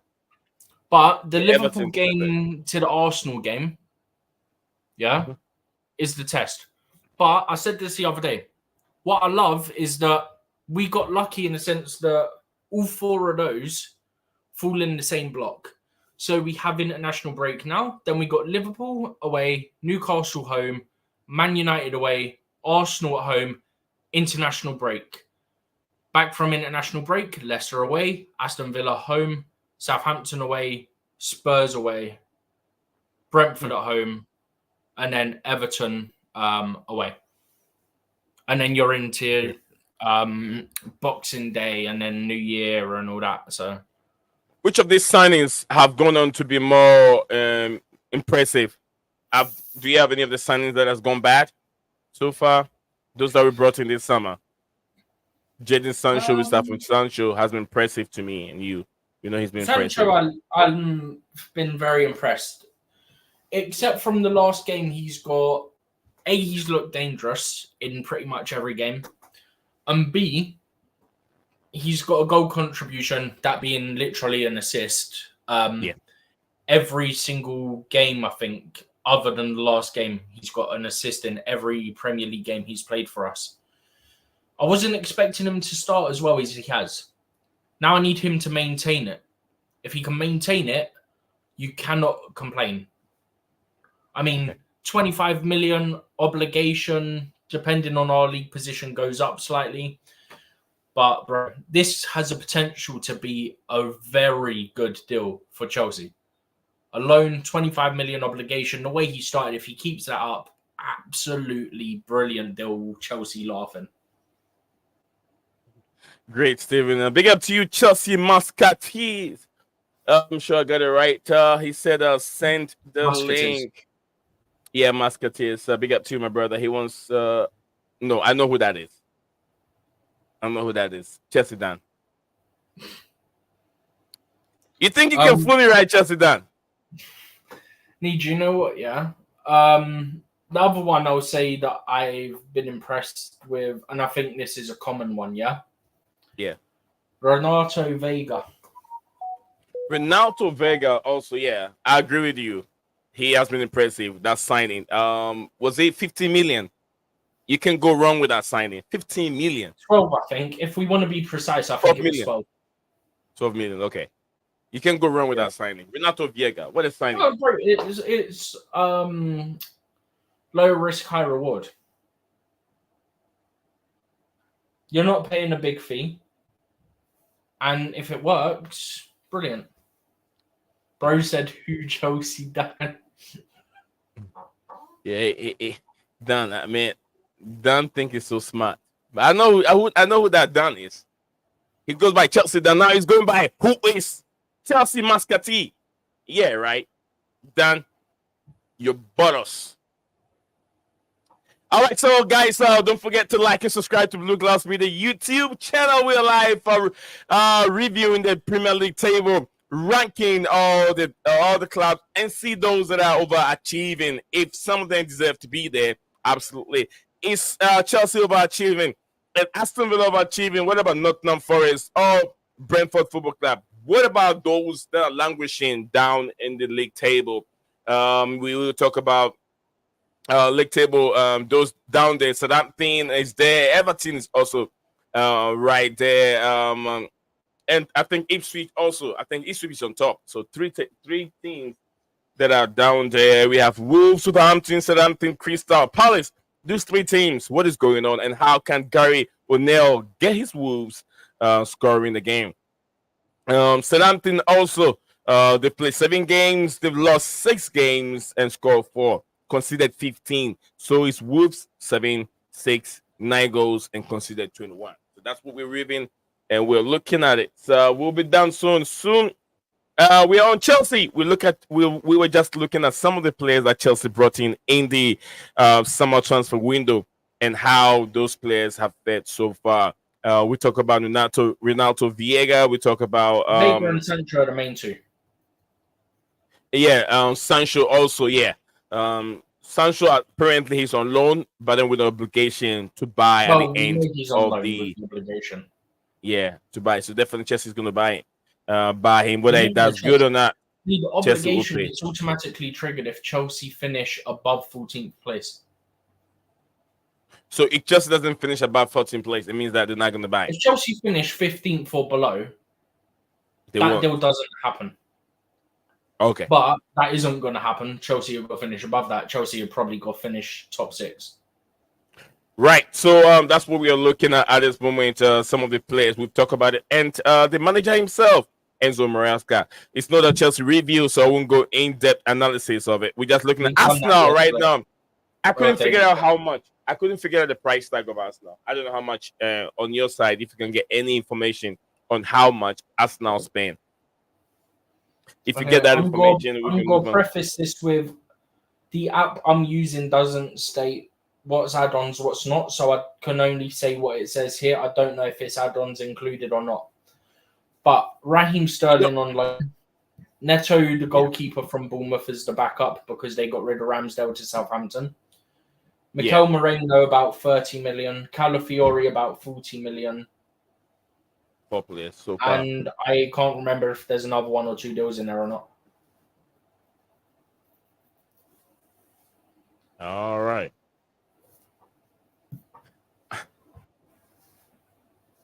Yeah. Who is on my wire? Who is this on my wire, man? Who's that? Chelsea Muscatine. There you go. I saw that, man. You can't lie me, okay? You can lie. You can pretend not you. Nah, it's me, bro. It was me. Well done, me. Yeah, I changed my name. You doing all right? Yeah, I changed my name to Chelsea Musketeers. Oh man, you cracked me up, man. Use one name. I thought it was a different person. Then I look at the logo. I was like, no, that's Chelsea Down. I'm just trying to think of a good YouTube name now. I just don't. Chelsea Dan is just plain, innit? Plain and simple. I really want a good YouTube like Chelsea. Sorry, Chelsea. Yeah, Chelsea Down. You're touching the football club. It means that you're making money off the football club. Yeah, I am. Yeah, top bowling in Bali. Yeah, I am. I'm getting top bowling in Bali out of the club, you you can't do that. You and Minerals. You and Minerals can put your head together. You can never do it. Anyway, big up, Steve. How are you, pal? Yeah. We're reviewing. I know Dan, you've been listening. We're done with Chelsea. We're now on Arsenal. Steve, anything you want to add to Arsenal before we move to Man City? Anything I want to add on Arsenal? What I'm gonna say is, if you think you're winning the title, I'm here to tell you early, as I did at the start of the season, for the third year in a row. No happening. Not happening. Okay. It looks like this year they might face more. Arsenal fans, are we clear? It not happen. Do you think they're gonna face more challenges this season than they did last season, compared to the rise of Chelsea, the rise of Liverpool? I know it's still early days yet. Manchester City are not sleeping. They are not sleeping. They have some few problems with Rodri, but they're gonna put in a fight. So there are more teams that would challenge us now. Very well, Brighton, Aston Villa, Chelsea have also picked up some momentum, and Man City, who we know they're there in the day when they string a couple of wins together on a day, they make things difficult for Premier League teams, and Liverpool also. So there are more teams that can pick up points from us now. Steven, if Man City are 7-8 points behind the top of the league at the start of the January window, in comes Zubimendi or someone like that. And then we know what's happening. There's your replacement, and now you're going to cook. And then you're going to the league again, because it happens the back half of every freaking season. I don't know what it's... Bro, I think it was last season, I think. Actually, might have been the season before as well. Okay. But definitely last season. Chelsea and Arsenal were both home last game of the season. I got on the train home. Arsenal fans got on the train. There's a group of us Chelsea fans on there. And we're all winding up. Oh, congratulations on your title win, lads. Congratulations, yeah? Obviously, we knew they hadn't won it. But because they kept making a big thing about top at Christmas, top at the New Year, all this year, we're going, oh, well done, you won the title. And they're going, we didn't. We went, oh, I thought you did, though. You were top at Christmas. You were crowning yourself champions at Christmas. Well done. Just winding them up because, bro, I ain't having Arsenal fans chat to me. I don't care where my club finish. If Arsenal ain't winning trophies, I'm bantering them. My club can be down in 14th, and if Arsenal don't win the league, after they've been chatting all this rubbish about we're going to win the league, I'm bantering you because you're deluded. Okay. Don, what do you think? Arsenal, Man City, where they are right now. We're just reviewing, the Premier League. Yeah, Man City, Arsenal. Well, we all know Bottle Jobs Arsenal FC don't get any credits of what they've been doing. As we all know, they've had the structure with the same manager for about 3 seasons now. Is it? No, 4 seasons with Marco Arteta. 5 or 6, yeah? 5. But, I've been 5, yeah? So it'd been 5. They've got a structure where the manager stayed there and knows how to keep the players what he's had. He's had a few players into the team. But can we see Arsenal winning anything? No, we can't. They're hype up every single last 2 years, they're winning the Champions League. They're with Bayern Munich. It's going to be an easy Champions League one for them. So what happened in the Champions League? Oh, Aston Villa showed you how to get the job done. They beat Bayern Munich this season in the Champions League. When Bayern Munich played you last season at your own turf, what did the Arsenal fans do? There's no Bayern Munich fans here who can listen in. And it's still when you drew with them, and then when you went to their turf, they beat you. The whole situation, Man City. Was that? I just, you know what? Go on. Oh no, just quickly. You know how Villa have their Champions League trophy in their tunnel? Yep. I think every club in the Prem that's won the Champions League should have it full display whenever Arsenal or Spurs come to their ground. Yeah, when you line up to walk on the pitch. Mm-hmm. So I mean, yes. You should put it in front of the tunnel as you walk out, so all the fans can see it as well. Look, guys, special present. Agree. You'll never get 100%. I had an Arsenal fan chatting rubbish to me saying how Chelsea are a small club, all this. I said to him, small clubs don't win the Champions League. Arsenal haven't won the Champions League. We got DOS. Yeah? But Steve, they reckon they have got a Champions League in them. The Mickey Mouse Runaway Cup, whatever it was. Yeah, well, what's the name of it? It was some weird name, but that's not a Champions City's Fairs. Yeah, it's Fairs Cup. That ain't even a European Cup. It's not even a European Cup. But the situation, we all know, me and Steve, that Arsenal could balance us all up, but we've seen things that you'll never see. We've won more trophies than you. We have European history. Where's your European? But the situation is, you could do whatever. Kai Havertz came out the other day, a couple of days ago, on the community that he would love to see if he could win a Champions League with Arsenal, but he knows it ain't going to happen. So you could smoke Arsenal, you could smoke the smoke, but we all know we're the bigger club than you. We're the Europeans, we're the London of blue. You're nowhere, no history in London. But the situation in Man City, you're bantering over here. We'll did you know? Yeah, but I have to banter Arsenal. You're getting too personal. I know, but I have to banter Arsenal. But with Man City, we know that Man City is lost Rodri. Right, I'm going to talk about Man City. Yeah, we know that Man City's lost Rodri, but they still have quality players that know how to win titles. So you believe they can still win it, right? They can still win it. They're going to win it. They're going to win it this season. But hopefully, these 115 charges, now they're in court. They haven't won the FA. The FA is actually, they haven't won the FA. So that we're happy about. Hopefully, I don't want them going to the Championship, because if they do go in the Championship, then Arsenal have more chance to win in the league this season. But hopefully, fingers crossed, I would love to see Man City in the Champions League Championship, because to make them cry. But we don't want Man City ending up there. But if it happens,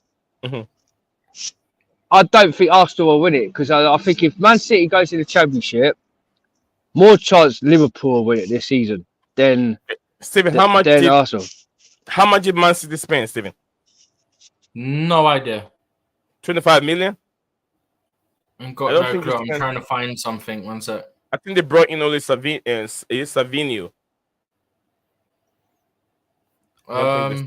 They bought two players in this season. They got rid of Alvarez. Yeah, they brought in Savinho. They've got Savinho, and then they bring up. They've got Gundogan for free again. Gundogan. Yeah, Gundogan is back at Man City. So he's not been that really special though, because he's older, but he knows Man City. So the situation is they're missing out the Rodri, because Gundogan is nothing like Rodri. He's not nothing like Rodri. So, but Man City, they haven't even lost the game yet, eh? No, they haven't. They haven't even lost the game yet. No. So City will. City will done. They will. But let's I think one more thing. What I've got to do is quickly show them this, because Okay. Look, all I'm saying is this needed to be shown because, look, I'm not a big fan of Havertz. I'm not a fan of Jorginho. All I do want to say is, if it'd let me do this, I am a fan of Jorginho. I'm a fan of Jorginho Havertz. Yeah, you've got a couple of guys in here. Oh, look, Havertz at the front. I want to win the Champions League with Arsenal. What do you mean more? Do one. Steven, do you know Jorginho is a true and true Chelsea? He loves Chelsea more than Havertz. Jorginho is a massive fraud. How? Because Steven said so. Jorginho, I mean, if you watch Jorginho very well, he loves Chelsea. The guy is a true and true Chelsea fan. When he wins, the way the motions within him, he loves Chelsea. He just loves Chelsea. It's just that unfortunate the way people criticize him. Oh, he doesn't have legs, he's not strong, but he does things that can get you out of if you want to play out from the back. Jorginho will be much more better in the way we play right now if Jorginho was there. Jorginho, man, he'll be much more better. If you understand how to use Jorginho, the way we are playing, it's easy. Jorginho would do it. If you can remember, the way we were trying to play under Sarri, that's the same way we're playing now. You have someone that sits in front of the back three or the back four that distribute those passes clearly. And you have put Caicedo by Jorginho. This team will cook. He will get us out of those troubles when we have the opposition team and have 4 men attacking us. There's so many spaces will be open for Jackson and Palmer to get goals if you have Jorginho now. But anyway, it is what it is. Liverpool. Let's look at Liverpool. Are Liverpool overachieving? To me, I think they are. There should be. They're supposed to be somewhere around the either fourth or fifth. Why am I saying this? I'm saying that because you have a manager who left, but he left the squad there. They did not make any signing in the summer transfer window. But they made like one signing for now and one for next season, didn't they? What was that again, Steven? I think they made one for now, if I remember rightly. I can't even remember who it was now. And then they made one for next summer. They didn't make any signing. No, they didn't make any signing at all. No signing. No, I'm sure they did. I'm sure they They took one of our players in the youth academy. And apparently, no, I'm not about an actual ready pro. I can't remember. I'm pretty sure they got someone in. They didn't bring in the pro in. Steven, they didn't bring in the pro in. I'm sure they did. Liverpool. I don't think they did. Was it in? No. There was meant to get a player in the transfer deadline day, but it collapsed. Steve. They were looking for Zumamendi. They were looking for Zumamendi. No, that wasn't deadline day though. I think they still got one across the line, rather. But no, one of my favourite moments from the summer was when that clown of a Liverpool fan done that Zubadubadoo and then they didn't sign him. Zubadoo. He did. Yeah, I remember that. We got a league to win now or something cringe like that. Right. All right, guys, if you're watching us live, we are looking at the Premier League table, ranking each and every team and those in the relegation zone. And Liverpool, are they overachieving? That's what we're looking at this moment. And I feel like Liverpool are really, really overachieving. They are chewing more than they should bite. So, in my opinion, Manchester City is a team I put up on top of the league, but it looks like they're going to struggle. Without Rodri, City will struggle very, very well. Arsenal is supposed to be right in the second, but it looks like without Odegaard, this team can't cook. They don't have strikers. They were supposed to get strikers 2 seasons ago. Ivan Toney, which he was being linked with Arsenal. If Ivan Toney got to a point, he was even twerking for Manchester Arsenal, but Arsenal did not get him. I don't know why. Maybe people talk about indiscipline. Arsenal, I don't think they deserve to be where they are. 2 seasons ago, they've been second, fighting with Manchester City to win the trophy. And it looks like they're not going to get it this season either because Chelsea, Aston Villa, Brighton, Newcastle United, Fulham, Tottenham are all going to put a fight. So Arsenal, we're going to see them dropping points. They are, scrapping. They're scrapping it. They're using some kind of smart way in getting goals in terms of their set pieces. But would that last forever? They will be found out. And once they get found out, the goals will be dropping down because they don't have a specific or prolific goal scorer. But they've made some good signings. They're paying a lot of money this season. So Liverpool, to me, they don't deserve to be there. Arnold Slot came in. They lost their manager. They didn't sign any. To me, I haven't seen any pro that they've really signed. But Steven said he saw them sign. He knows they've signed a pro. To me, I haven't seen it. So 7 games gone. Liverpool are doing well with a new manager, different style of play, and all that. Understanding, still looks like Darwin Nunez will be leaving the football club. So to me, I'm going to rest my case here. Liverpool are overachieving. Where do you stand on it, Dan? Liverpool, were not really achieving this much. They lost to Forest this season. They're just. Are you there, Dan? Where do you stand on this, Liverpool? Can you hear me? Can you hear me? Now I can. Oh, okay. I'm just saying they're not really achieving this much. It's because hold on. They're not really overachieving or they're not achieving. Because they're not achieving as much because they've had a loss against Nottingham Forest this season. They're where they are now because Arsenal, Man City had their game and they drew their game. The situation is, can Liverpool? Yeah, Chiesa. Chiesa. Yeah, Chiesa. Chiesa, but he's injured though, isn't he? He's injured, so. Still signed him. But still signed him, but it's a bargain. It's a bargain. What is it? But they did sign 2 players actually. They did sign 2 players. They did sign 2 players. They bought. They signed him and then they signed Mamadashvili for next summer. Who typed it? Yeah. Is it me? Did I type it? Type what? Kante's a big miss. Kante, big miss. What's the sense You of must that? have typed that, no? Did you just type that? I don't know. Did I? And what's Yeah, it? you Why did I even mention Kante over here? I don't know. What? Why did you mention Kante? It was not me. It was Gulam who did that. Because I haven't typed Kante.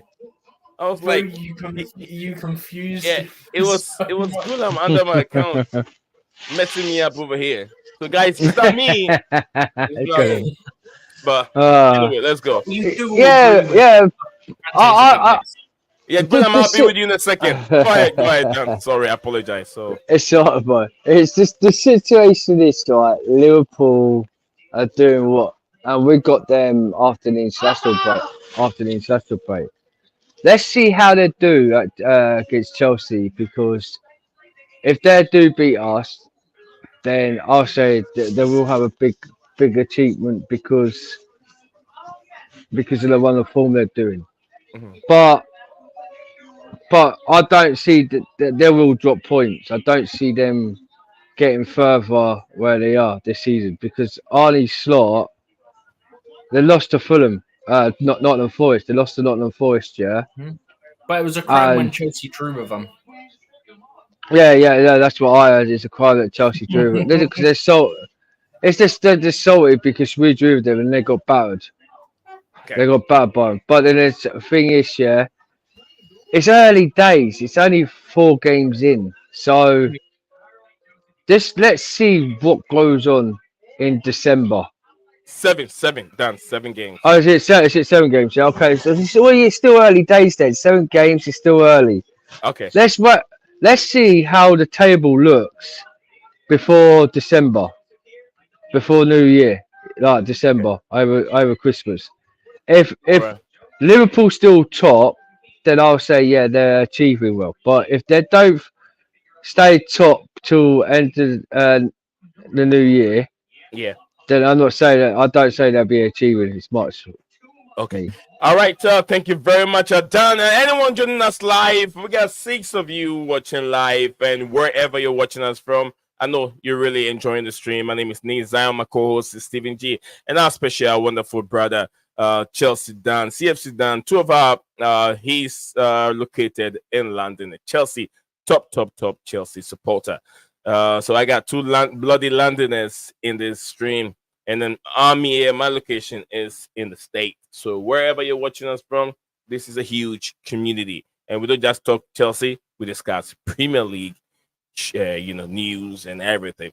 So make sure you don't forget to subscribe and like to Blueclouds Media YouTube channel. So we want to say thank you very much, each and every one of you, for joining the stream today. Yes, today Cole Palmer, this is Cole Palmer's video. Yes, exhibiting his trophies. I think the national team. Yeah, I forgot the title itself. But yeah, Nebraska nationwide. England, yeah, player of the year. England player of the year, yeah. Player of the month, not player of the year. No, player of the month. Shit. It's a year. No, England doesn't do that. It's a player of the year for the Premier League, but in England, he won the player of the month. Not Premier League. England national team. They voted England national team. Yes. Yeah, it's England player of the year. Yeah, that's what I'm saying. For the England national team, you said Premier League month. No, I said no. Player of the month. Of the month. He won the Premier League player of the month. Premier League was player of the month. England was player of the month. And then he won the England player of the month, and then Bobasta, the ladies Bompasta. Yeah, the ladies coach also won the player of the month. Then Enzo Maresca also won just the player of the month, the coach of the month. The Enzo Maresca, Chelsea's manager, also won the manager of the month. So yeah, Palmer named England men's player of the year. Done. It's right on your screen. Yeah, no. I know he won the player of the year, but I'm saying in the Premier League, he got the player of the month. In England, yeah. In the Premier League, got the player of the month, and then England one, so you confused everybody. Oh yeah, he was on the confused. Oh yeah, Lee was saying that about Cole Palmer, but the thing is, what I'm saying is Cole Palmer got player of the month, and he's now got player of the year. That's really good for Cole Palmer. That's a good season for him. All right, guys. So we're about to hop off. Right now, we're done for the day. We've been here. We've been streaming for 2 hours, 11 minutes. A lot of talking, a lot of in-depth analysis. We started all the way down, guys. 18. We'll be reviewing 18. Is it 18 teams, Steven? 18 teams, right? 20 teams. What? We'll be reviewing 20 teams from Wolves all the way to Liverpool. So yeah, Steven and I have been talking a lot. Dan joined us when we got to, I think, Chelsea to Liverpool. So Dan has been here only for a few minutes. He's been late. Next time. Could we talk about Man United? We're done with United. We've already done long time ago.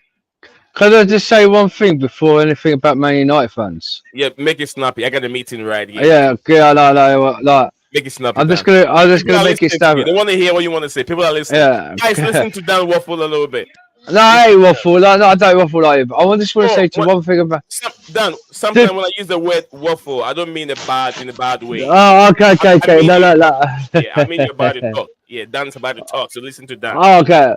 I want to say, Man United fans, just hype your calm, damn nerves down. You hyped up last season for winning the FA Cup that Man City let you win. Bro, Man City yeah, they were still drunk. Yes, they were from the Premier League. And also, you telling us you knocked us out of the relegation to the UEFA to knock us to the Conference League. Do you think we really care?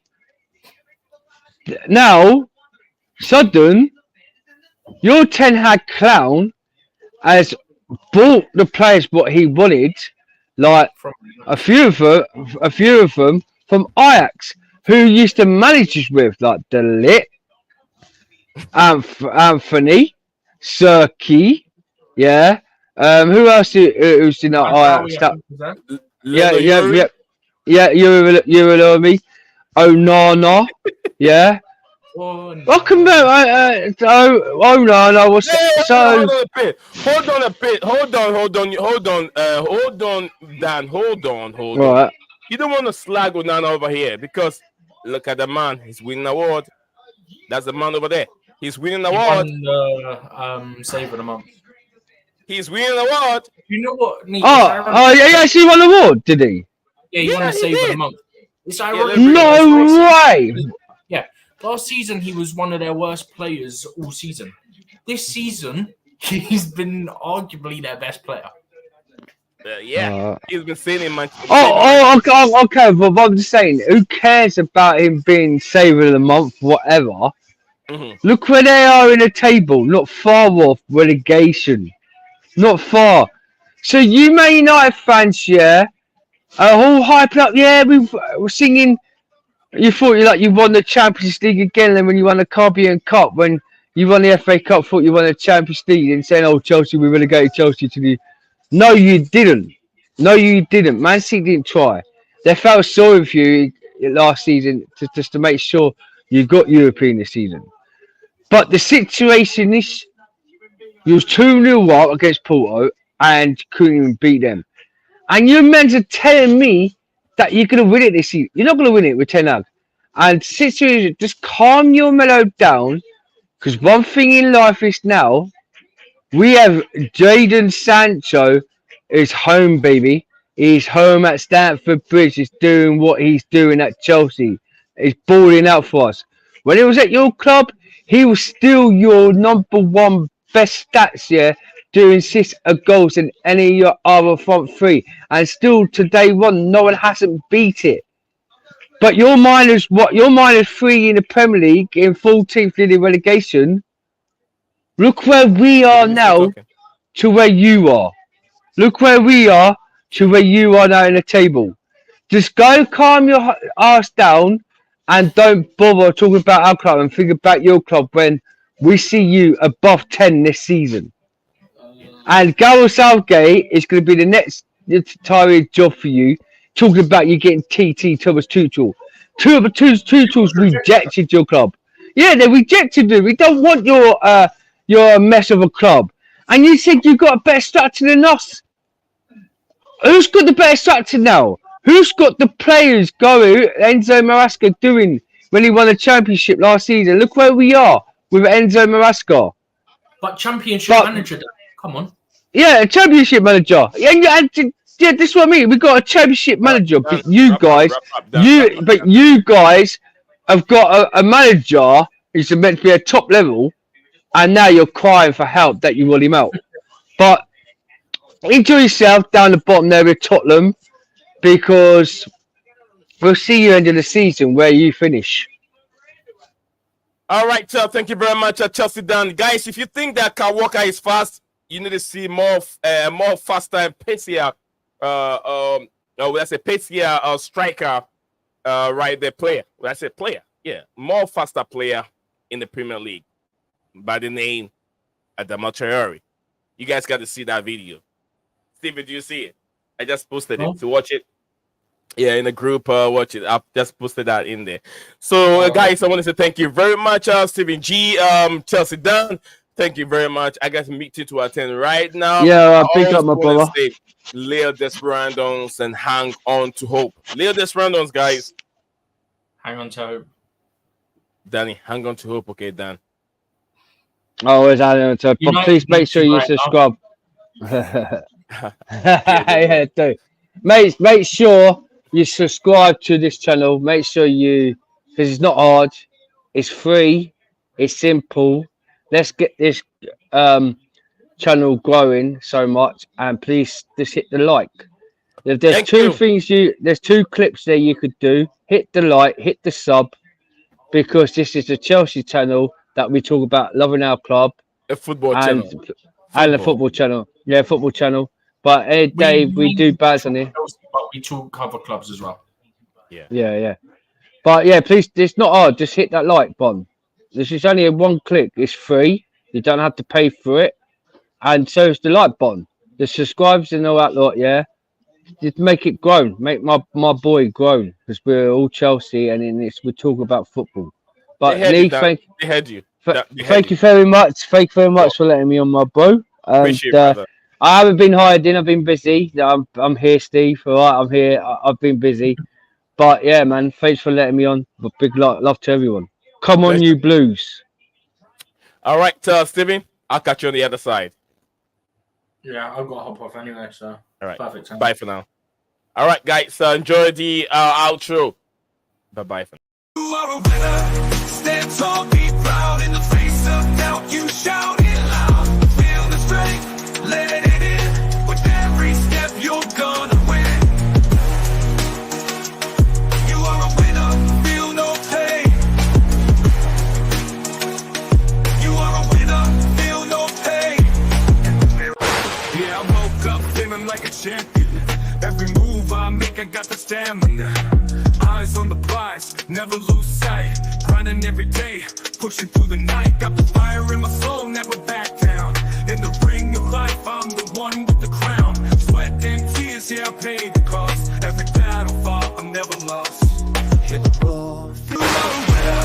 Stand tall, be proud. In the face of doubt, you shout it loud. Feel the strength, let it in. With every step, you're gonna win. Every challenge met, every goal in sight. In the gym, on the grind, it's a warrior's fight. From the bottom to the top, yeah, I've been there. With the heart of a lion, I face the dare. No fear, no limits, just pure drive. In the race of life, I'm alive. With every push, with every strain, I'm a winner, feel the gain. Hit the road, feel the power. In this moment, it's our hour. Rise above, break the chain. You're a winner, feel no pain. You are a winner. Stand tall, be proud. In the face of doubt, you shout it loud. Feel the strength, let it in. With every step, you're gonna win.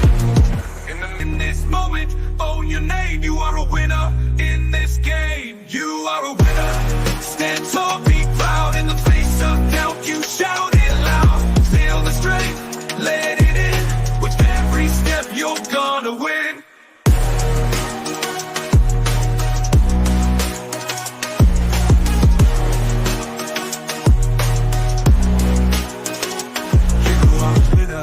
Stand tall, in the gym, on the grind, it's a warrior's fight. From the bottom to the top, yeah, I've been there. With the heart of a lion, I face the dare. No fear, no limits, just pure drive. In